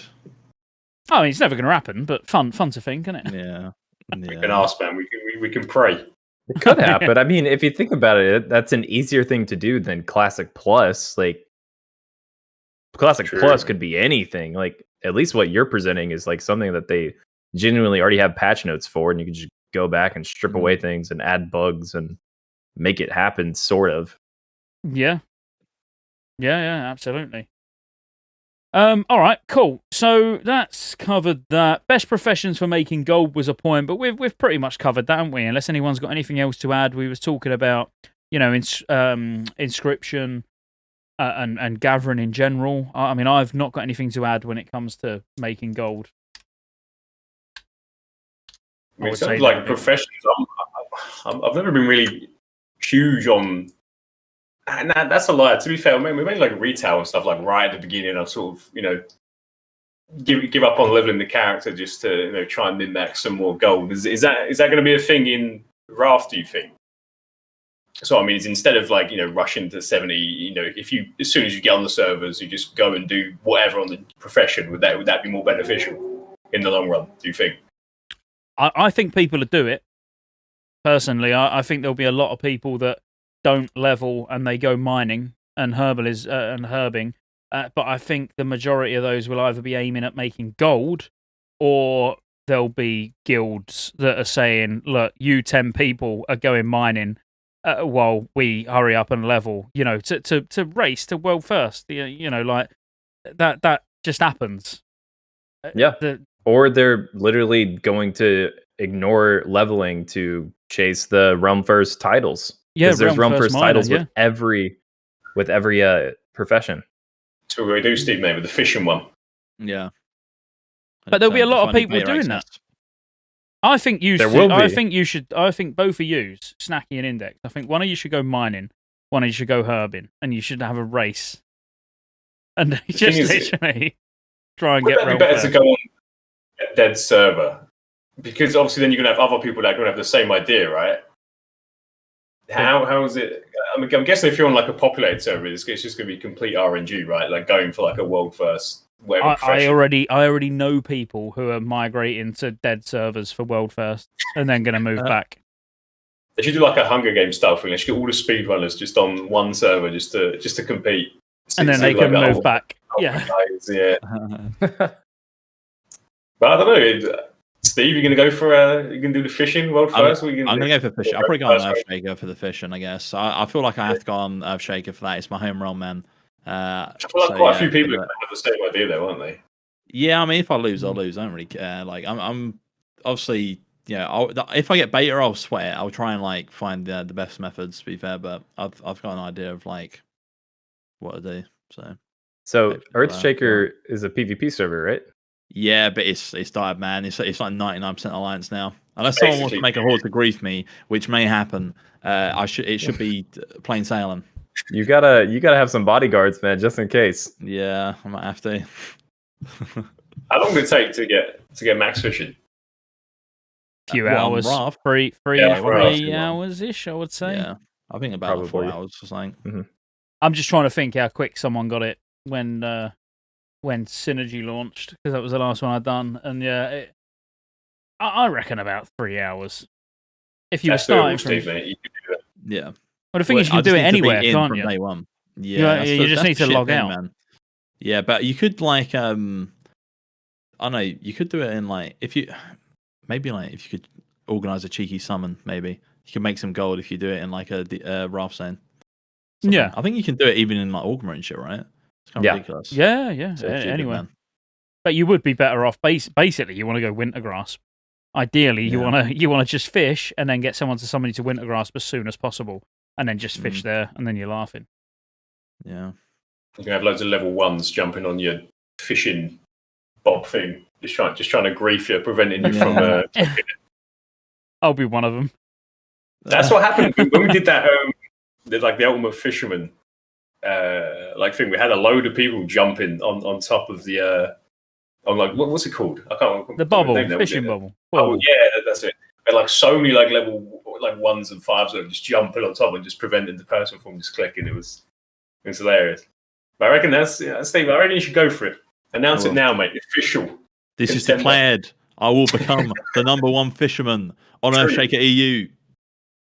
You gotta dress the part too for the for the launch. Okay. I'll cosplay. Cosplay. Yeah. Cool cosplay. So we haven't really got that much left. I'll be honest with you. We've got plans for professions on your main. Now that would just be an interesting one. I know we've touched on it a little bit anyway, but after the discussion we've had, we've covered most professions. All right, we haven't really spoke a great deal about tailoring and enchanting. Maybe. I'll tell you what, Rugs. While I just quickly grab a beer, do you want to just have a real quick brief, because you know everything about professions anyway, a quick brief run through on the bonuses for each? The bonuses for each? Yeah, well, you've got the enchant. It's not got to be specific as in the amount, but just, roughly what they all do. And then hopefully Index and Snacky will be like, right, yeah, I know what I want to do. Based off of all the conversation, then we can go around the table and go what our profession plans are. Sure. Okay, quick bonuses is Alchemy gives you some random niche trinkets that are really only good for phase 1, but they're decent, especially for healers. It also gives you an extended duration on your flask, and all of your flasks will have an increased power level. So if you have a spell power flask, it's going to give you more spell power. If you have an attack power flask, give you more attack power. Things like that. So decent all around. Blacksmith only gives you an additional socket to your braces and gloves, like we talked about. But what's nice is you can throw literally any gem in there, which is great. Because a lot of these other professions are kind of like stuck where alchemy only gives you like increased attack power or increased spell power. Like, what if you want hit? What if you want haste? That's where blacksmith and jewelcrafting is really good. Engineering gives you an infinite amount of things, bombs, sapper charges, battle chicken, your parachute cloak enchant, glove enchant, nitro boots. Absolutely insane. Going to be bis on pretty much everyone in the entire game. Let's see. Inscription gives you the shoulder enchants, which are going to be just like your Sons of Hodir shoulder enchants, just better. Jewelcrafting gives you epic quality gems that are jewelcrafting specific. It could be literally any gem in the entire game. So you get haste, hit, armor pin, whatever you're looking for, you can get that. And JC also gives you some really good trinkets, which are great, especially for tanks. These tanking trinkets are so big. They're bis for phase 1, and they're so good. And the trinket drop rate in Old War is so shit that you'll probably be running these trinkets until T9.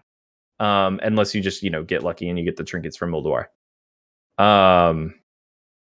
What else? Leatherworking, you get the bracer enchant. Just like a lot of the other things, there's only a few things that you'll get, like an increased spell power, increased attack power, or stamina. But they also have resist enchants for your bracer enchants, which are pretty good. If your tanks are out there and they don't want to go enchanting or engineering for whatever reason, they just have, a vendetta against engineering, leatherworking is a phenomenal choice. It's going to give you the most amount of stamina possible. It's 2 extra stamina compared to like enchanting, mining, whatever. Plus the resistance enchants are really good for like if you want shadow resist for Lich King and things like that.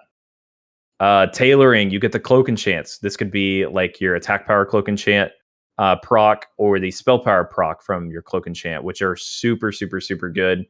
Specifically good for caster DPS. And then, of course, Herbalism, you get the heal over time, mining the 60 stamina, and skinning the 40 flat crit. We want to do rapid fire for bis on classes now, Scotty? Yeah. Have we got what these guys are going to go? So after everything we've spoke about so far, and then we'll go for rapid fire on each class. Definitely, we'll blitz through it. But everything you found out today, Snacky, we'll start with you. Everything you found out today. You blessed with a lot of lore when it comes to professions. I've certainly, I didn't know too much coming in, but I feel blessed now. I feel blessed. But to be honest, I think you've sold me on the whole like RNG aspect of it. Inscription, man. That seems pretty cool. I feel like I might do that. It depends, man. It depends what I do for my main, but that's certainly cool. Caught my attention now. I think probably Inscription and whatever else, man. I'm not too sure. Cool. What about you, Index? I think on my rogue, obviously my primary profession above all is RP, right? And then fishing, and then so what I'll do, I think on my rogue, like Big Snack said. The Inscription, Herbalism, right? That's your fault. You're promoting gambling. That's not okay, but I'm probably going to do that now, and that's because of you. If I get a problem, that's on you, boys, all right? And then also, I think on the Rep Paladin, I actually don't know. I mean, pretty much, I kind of had my heart set on blacksmithing, but Ruggs pretty much said, Index, you're a fucking idiot if you do that. You need to go engineering, mate. That's pretty much what you said in so many words, so I guess I'm going to have to go engineering on my Rep Paladin. That's fair. Yeah. Cool, summed it up. We can't be left out, Rug. So what are you? What? Obviously, you're going DK, so you're going engineering, jewelcrafting, yeah? Yep. Oh, yeah. NGJC. Yeah. I'm actually going engineering enchanting. So as a feral DPS, I'm going engineering enchanting for phase 1, then engineering jewelcrafting phase 2. But I'm doing that for a very specific reason. Scotty, why? Because I've got a specific place where I'm going to farm from 75 to 80 where I need those professions. Okay. That's exactly why. So when I say by phase 2, I will be engineering jewelcrafting, but I'll be engineering enchanting definitely until 80. Possibly, if I'm a bit bored during Nax, I might change enchanting and get Jewelcrafting.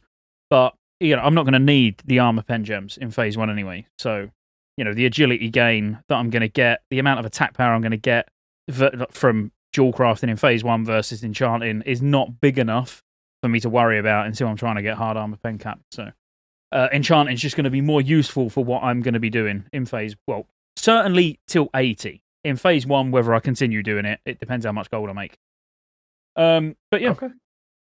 That's me. And also, I have got like most of the recipes for enchanting as well. So I do want to keep hold of them for as long as possible. Like Executioner, Mongoose, Soul Sunfire, Soul Frost, whatever they're all called. But yeah, that's it. So quick fire. So Snacky, everything you've learned, tell us what every single class and spec in the game is going to have BIS professions. What are they? Go. Speedrun world record. I don't know, man. I mean, obviously, from what you guys have told me, it sounded like engineering's pretty much up there with everything, right? Like, it's just that's basically what I've learned from these 2 hours we've spent here. Pretty much engineering, BIS, everything else, whatever. You win.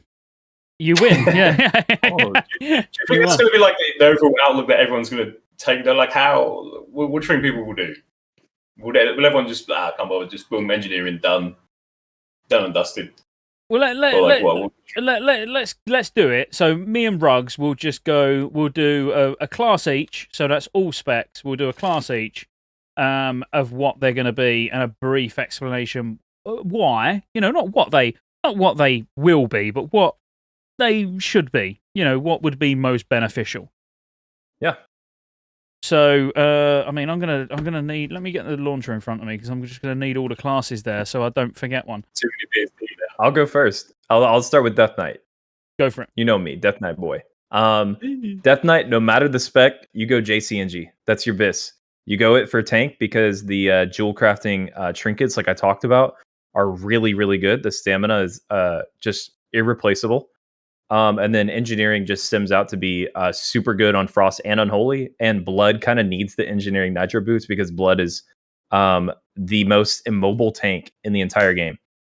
So if you are just not prepared to be in a certain place at a certain time, or if your homies are pulling extra trash and you're not there to taunt it, you need engineering for Nitro Boots. And plus Nitro Boots on a tank is just phenomenal for pacing. So NGJC for all DK specs.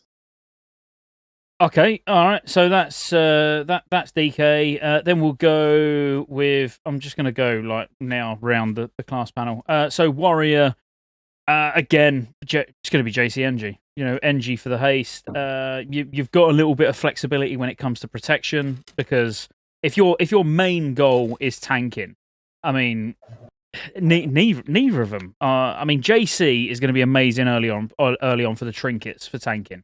So the ruby hair, and then there's another one. But there's two stamina trinkets, which have got 2 sockets, which are going to be amazing because you're not going to need defense trinkets. You'll just stack stamina. You'll get defense elsewhere. So JC is going to be BIS for all warrior specs. And then, obviously, you're going to get the most amount of strength from JC from the gems. And eventually, once you start trying to push armor pen cap, you have then got that flexibility of being able to get rid of strength gems and put armor pen gems in. Now, engineering, definitely for Fury and Arms. I mean, let's say Arms in phase 1, 2, Fury the rest. For prop, actually, go on. For Arms Fury, engineering is one of the few DPS specs where engineering is not totally mandatory for Arms Fury. Just throwing it out there. It doesn't actually sim or increase your DPS by all that much, and they're already like a super, super mobile class, but you'll probably still want to go it anyway if you're speedrunning. Yeah, exactly, for speedrunning. I mean, I assume you're going to say tailoring, because that was going to be my next thing, is the tailoring cloak enchant is actually really, really strong as Arms and Fury. Yep. But personally, I would go engineering.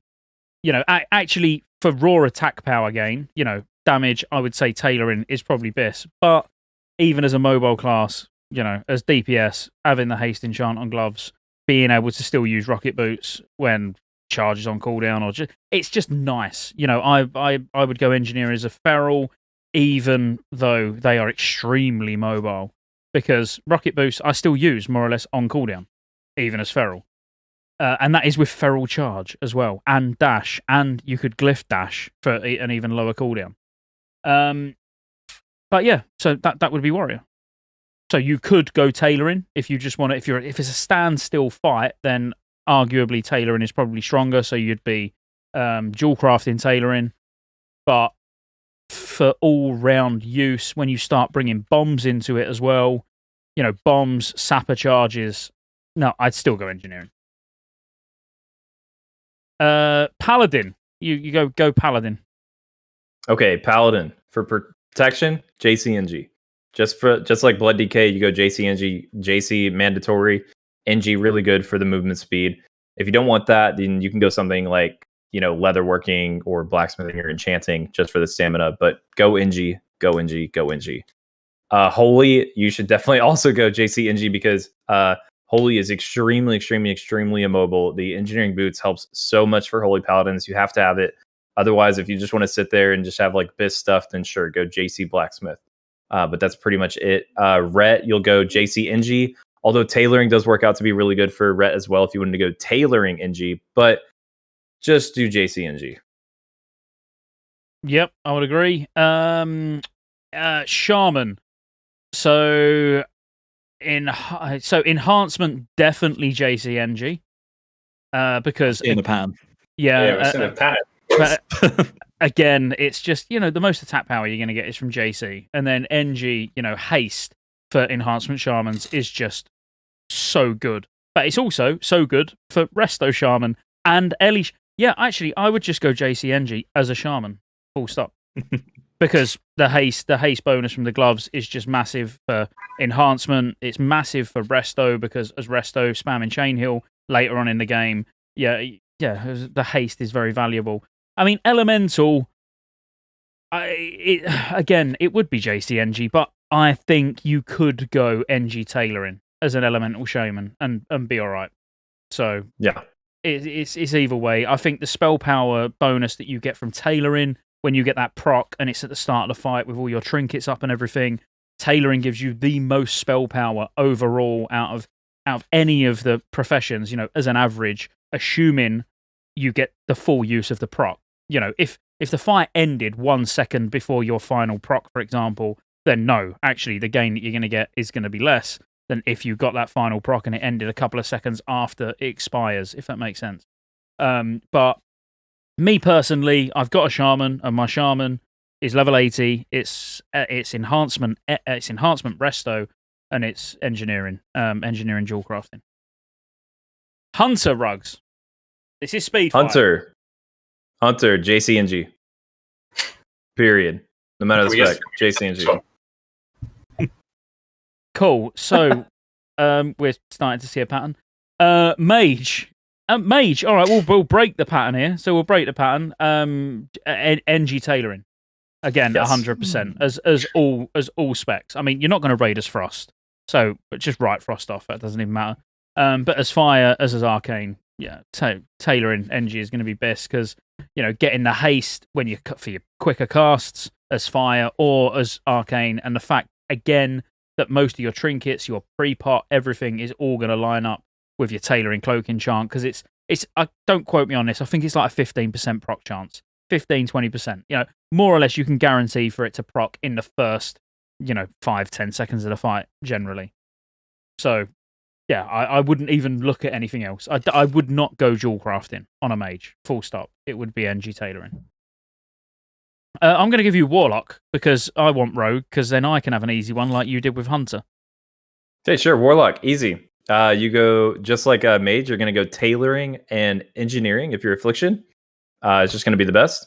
And then if you are Demonology, you actually want to be JC tailoring. JC tailoring gives you, this is the only class in the game where you go JC tailoring. Gives you the biggest snapshot on your demonic pack. Super, super important. But if you're in a guild that wants to do speed runs and you feel like you're being left behind physically because you don't have engineering with the Nitro Boots, engineering is a good replacement for tailoring. Although it might be a DPS loss for the raid, it's actually DPS gain for you. Plus, you get the Nitro Boots. So it's a greedy thing to do as demonology, but you could totally do it. Rogue, JCNG. Right, druid. No, but again, as rogue, you could potentially go tailoring as well. You could go. I think when it comes to rogue, like you because you're using 2 weapons, it does in later stages of the game make it quite easy to get armor pen caps. So you could. It's the one where I would say you could actually drop JC and go NG tailoring quite comfortably as a combat rogue at later game. But really, going into Wrath of the Lich King, just JC NG and you're sorted. Yep. Go on. Okay, I'm on Druid now. Yep. All right, it's kind of a long one. I'll try to make it quick. For Feral DPS, you go JC NG. But keep in mind, tailoring is super, super, super good on Feral. Probably even a DPS gain for you if you go tailoring NG. It's just good to recommend JC because you might need the hit gem, you might need the agility gems, you might want the armor pin gems. And that flexibility there is really, really good. But tailoring NG does end up leading to be incredible for your burst opener with Berserk and everything else. It's just crazy, crazy good. Adds to your snapshot as well with your bleeds.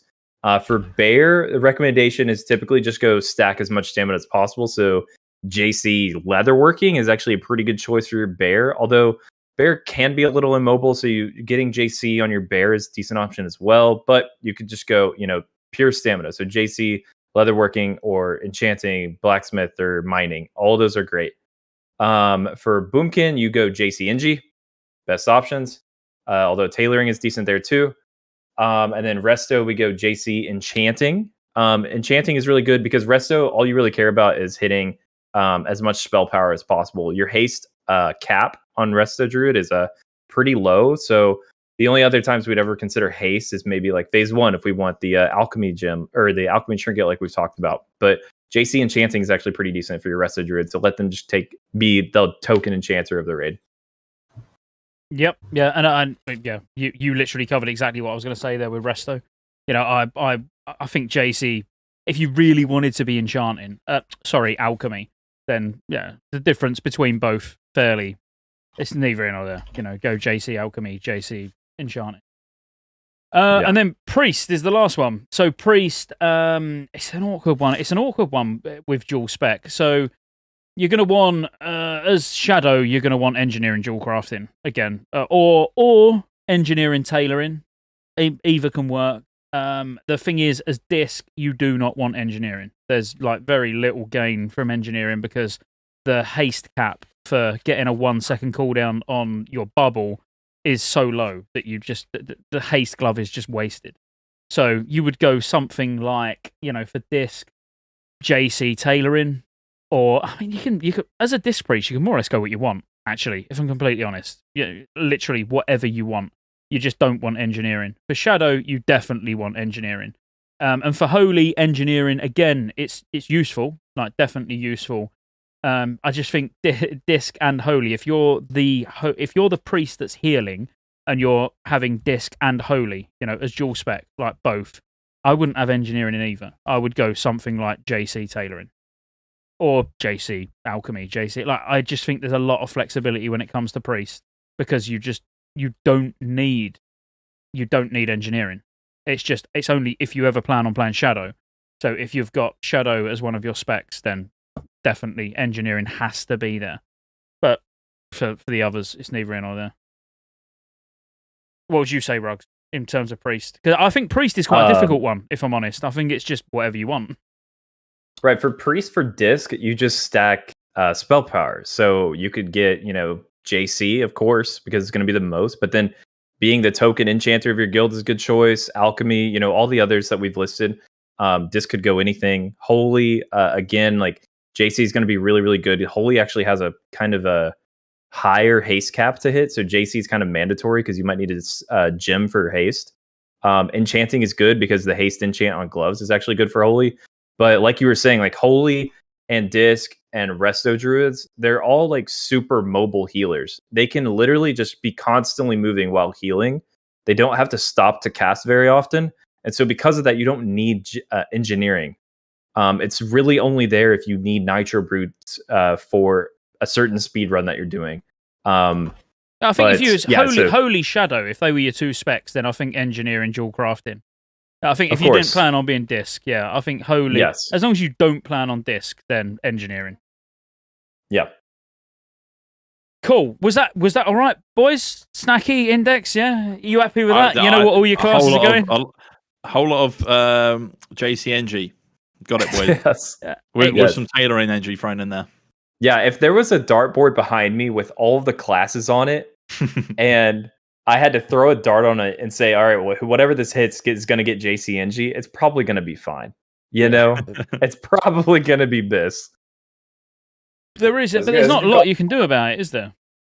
You know, it's what it is. It just gives you the most gain. It's as cringe-worthy as it is constantly saying Jewelcrafting engineering for every class. What's best is best. You know, we don't control it. Have we not considered the RP elements, though, man? True. We didn't think about it. Because you could consider that maybe like the happiness you get from the RP will increase your DPS overall because you're more zoned in. All right, Index. Tell me more. Tell me more. Index. I've never considered that. RP wise. So RP wise for a warrior, what should they be? Straight up, maybe like mining, blacksmithing. Definitely. All right. So now for RP, we're doing it again, but for RP. So RP wise, Snacky, what's the Death Knight going to be?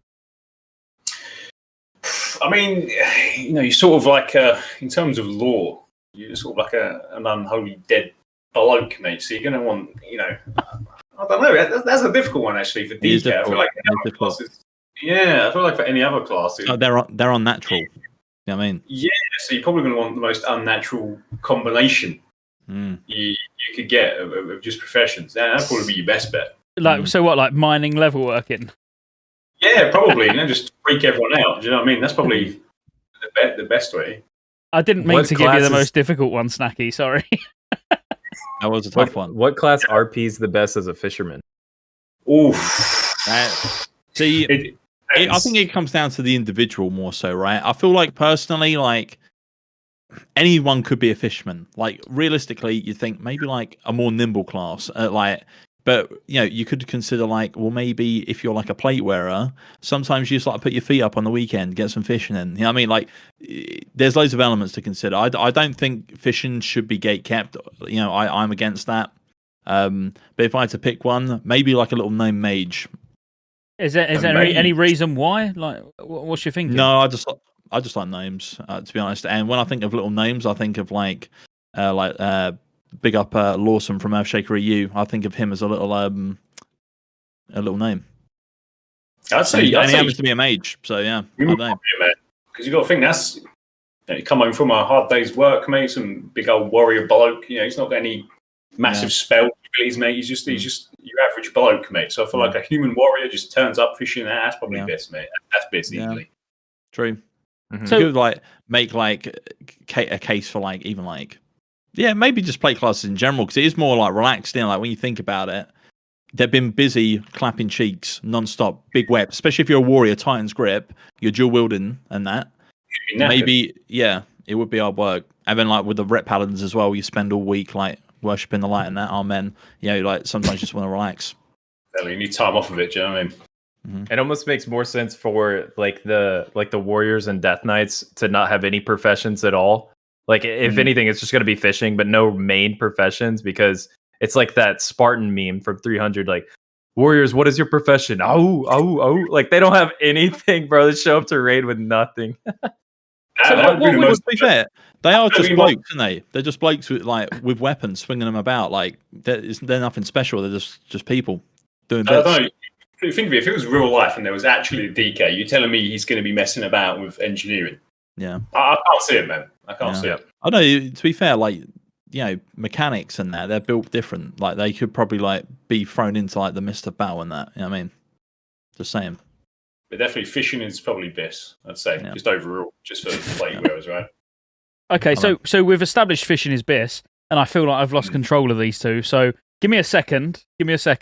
So what is the... Like, I really want to go with this. I don't know why. I feel like I really need to... I need you guys to really roll with this. I'm learning things. now, which is brilliant. I didn't realise, you know, how much of a hard life warriors have and stuff. And, just putting a weapon down, getting their rod out, and shaking it and stuff. Exactly. So what about like cooking wise? What's the best class for cooking? Snacky. I don't know, because cooking, in terms of RP, everyone needs to cook. That's the way you got to look at it, right? So you can't really just, it's this and this in this aspect. If you had to give it to one specific class, I don't know, man. If it was retail, I'd say like monk or something, right? But with the hunter goes out and, with his beast and very hunter-gatherer, would they... It's going to taste like piss, though. Yeah. What about the dwarf priest? Well, there's no reason why a dwarf priest would want cooking over anyone else. Yeah. Do you know what I mean? I feel like dwarf priests would be more into like first aid or something. Yeah, definitely. That's what they're practicing, right? Yeah. But now you make a good point with hunter, though. You do make a good point. I'd say hunter would be it'd be the cook. It'd at least go and get the food for whoever we decide to be the cook. You've got a good eye for this, Scott, mate. I ain't gonna lie. I reckon you could do well in this, in this scene. Do you tell you what, boys? After go Goldie in or something, retail. Get up to some nonsense. Get some bad. It's the weekend as well, mate. Bad shit is going on Goldie in right now. Count me in. All right, Rog. I'm there. Right. Anyway, we've gone a bit off topic. So the next was see you boys. Thanks for coming.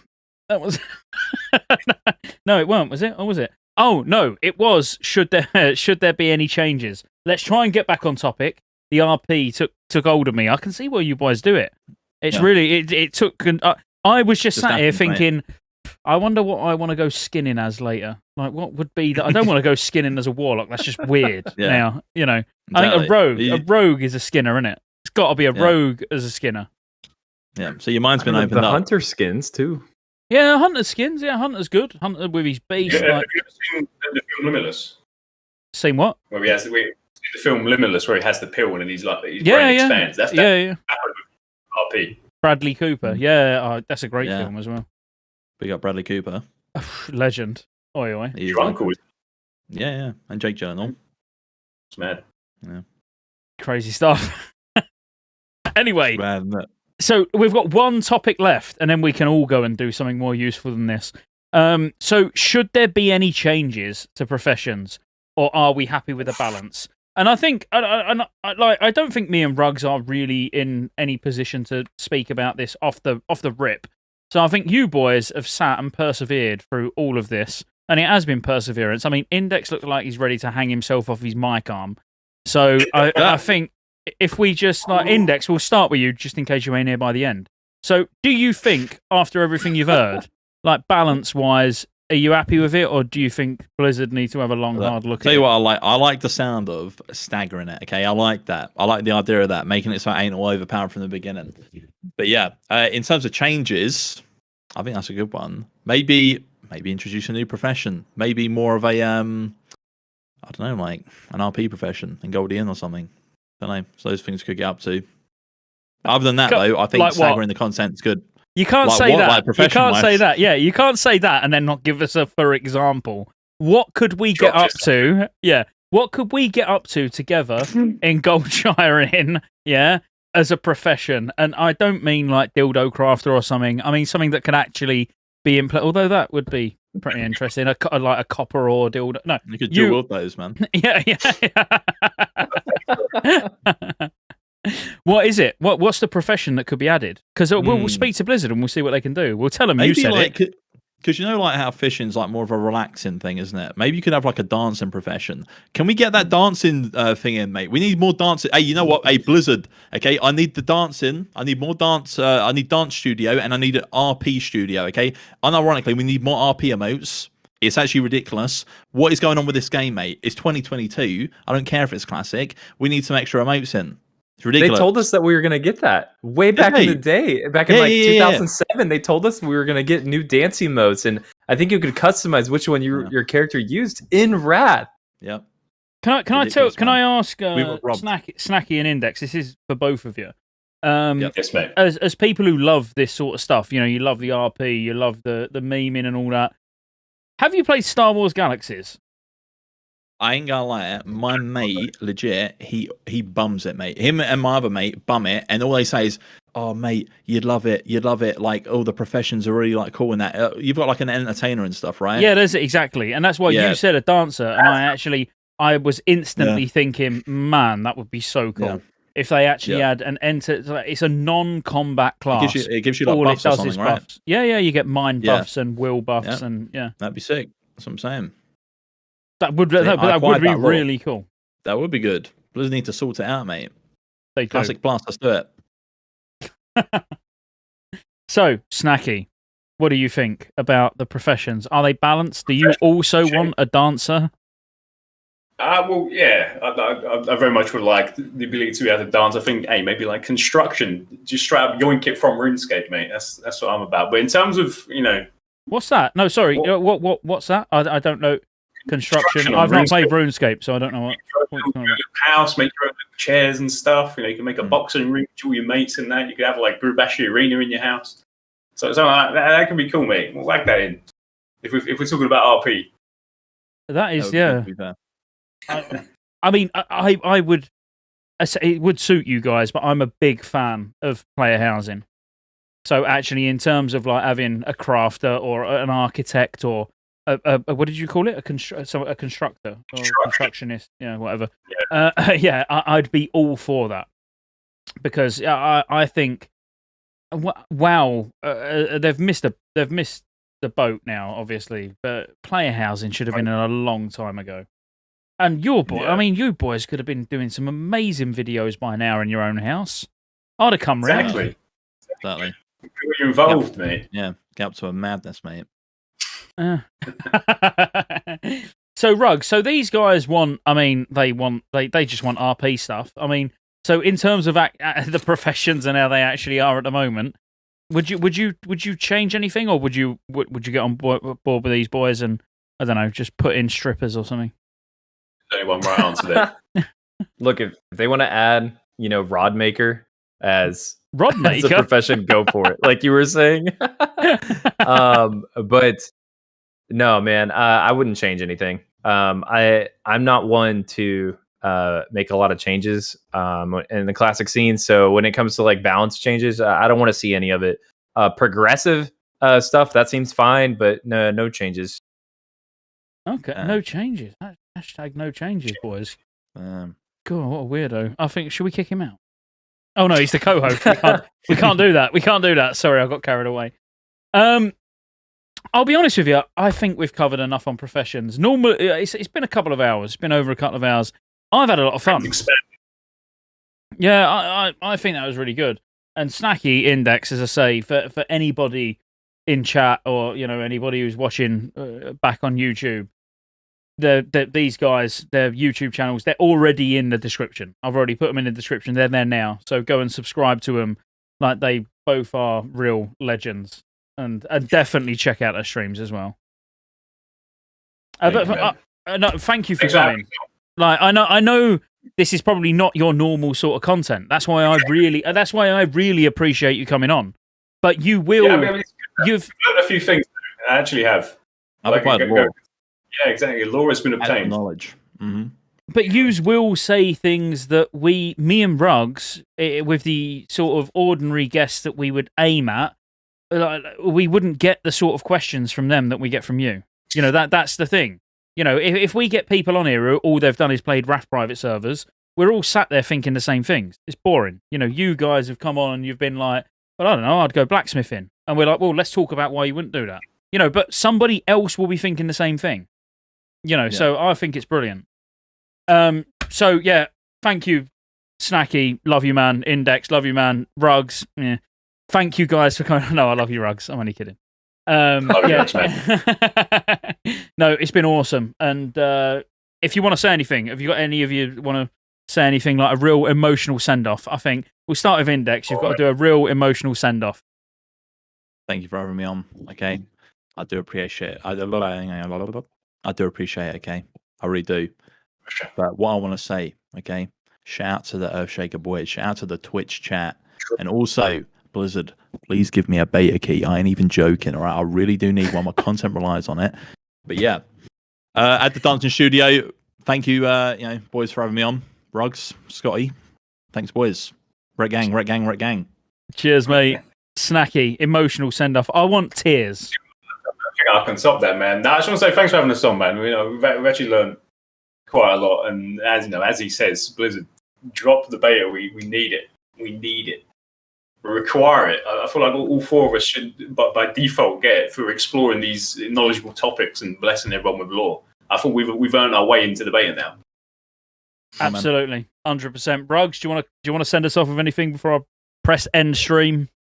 No, man, I love you guys. Thank you for coming on to our podcast. Seriously, I hope in a couple weeks I'll run into you, somewhere in Borean Tundra on the beta, and we can RP walk for a quest or two. Oh, I man. think it'd be fun. Slash bow. So we'll teach you some RP etiquette. Yeah.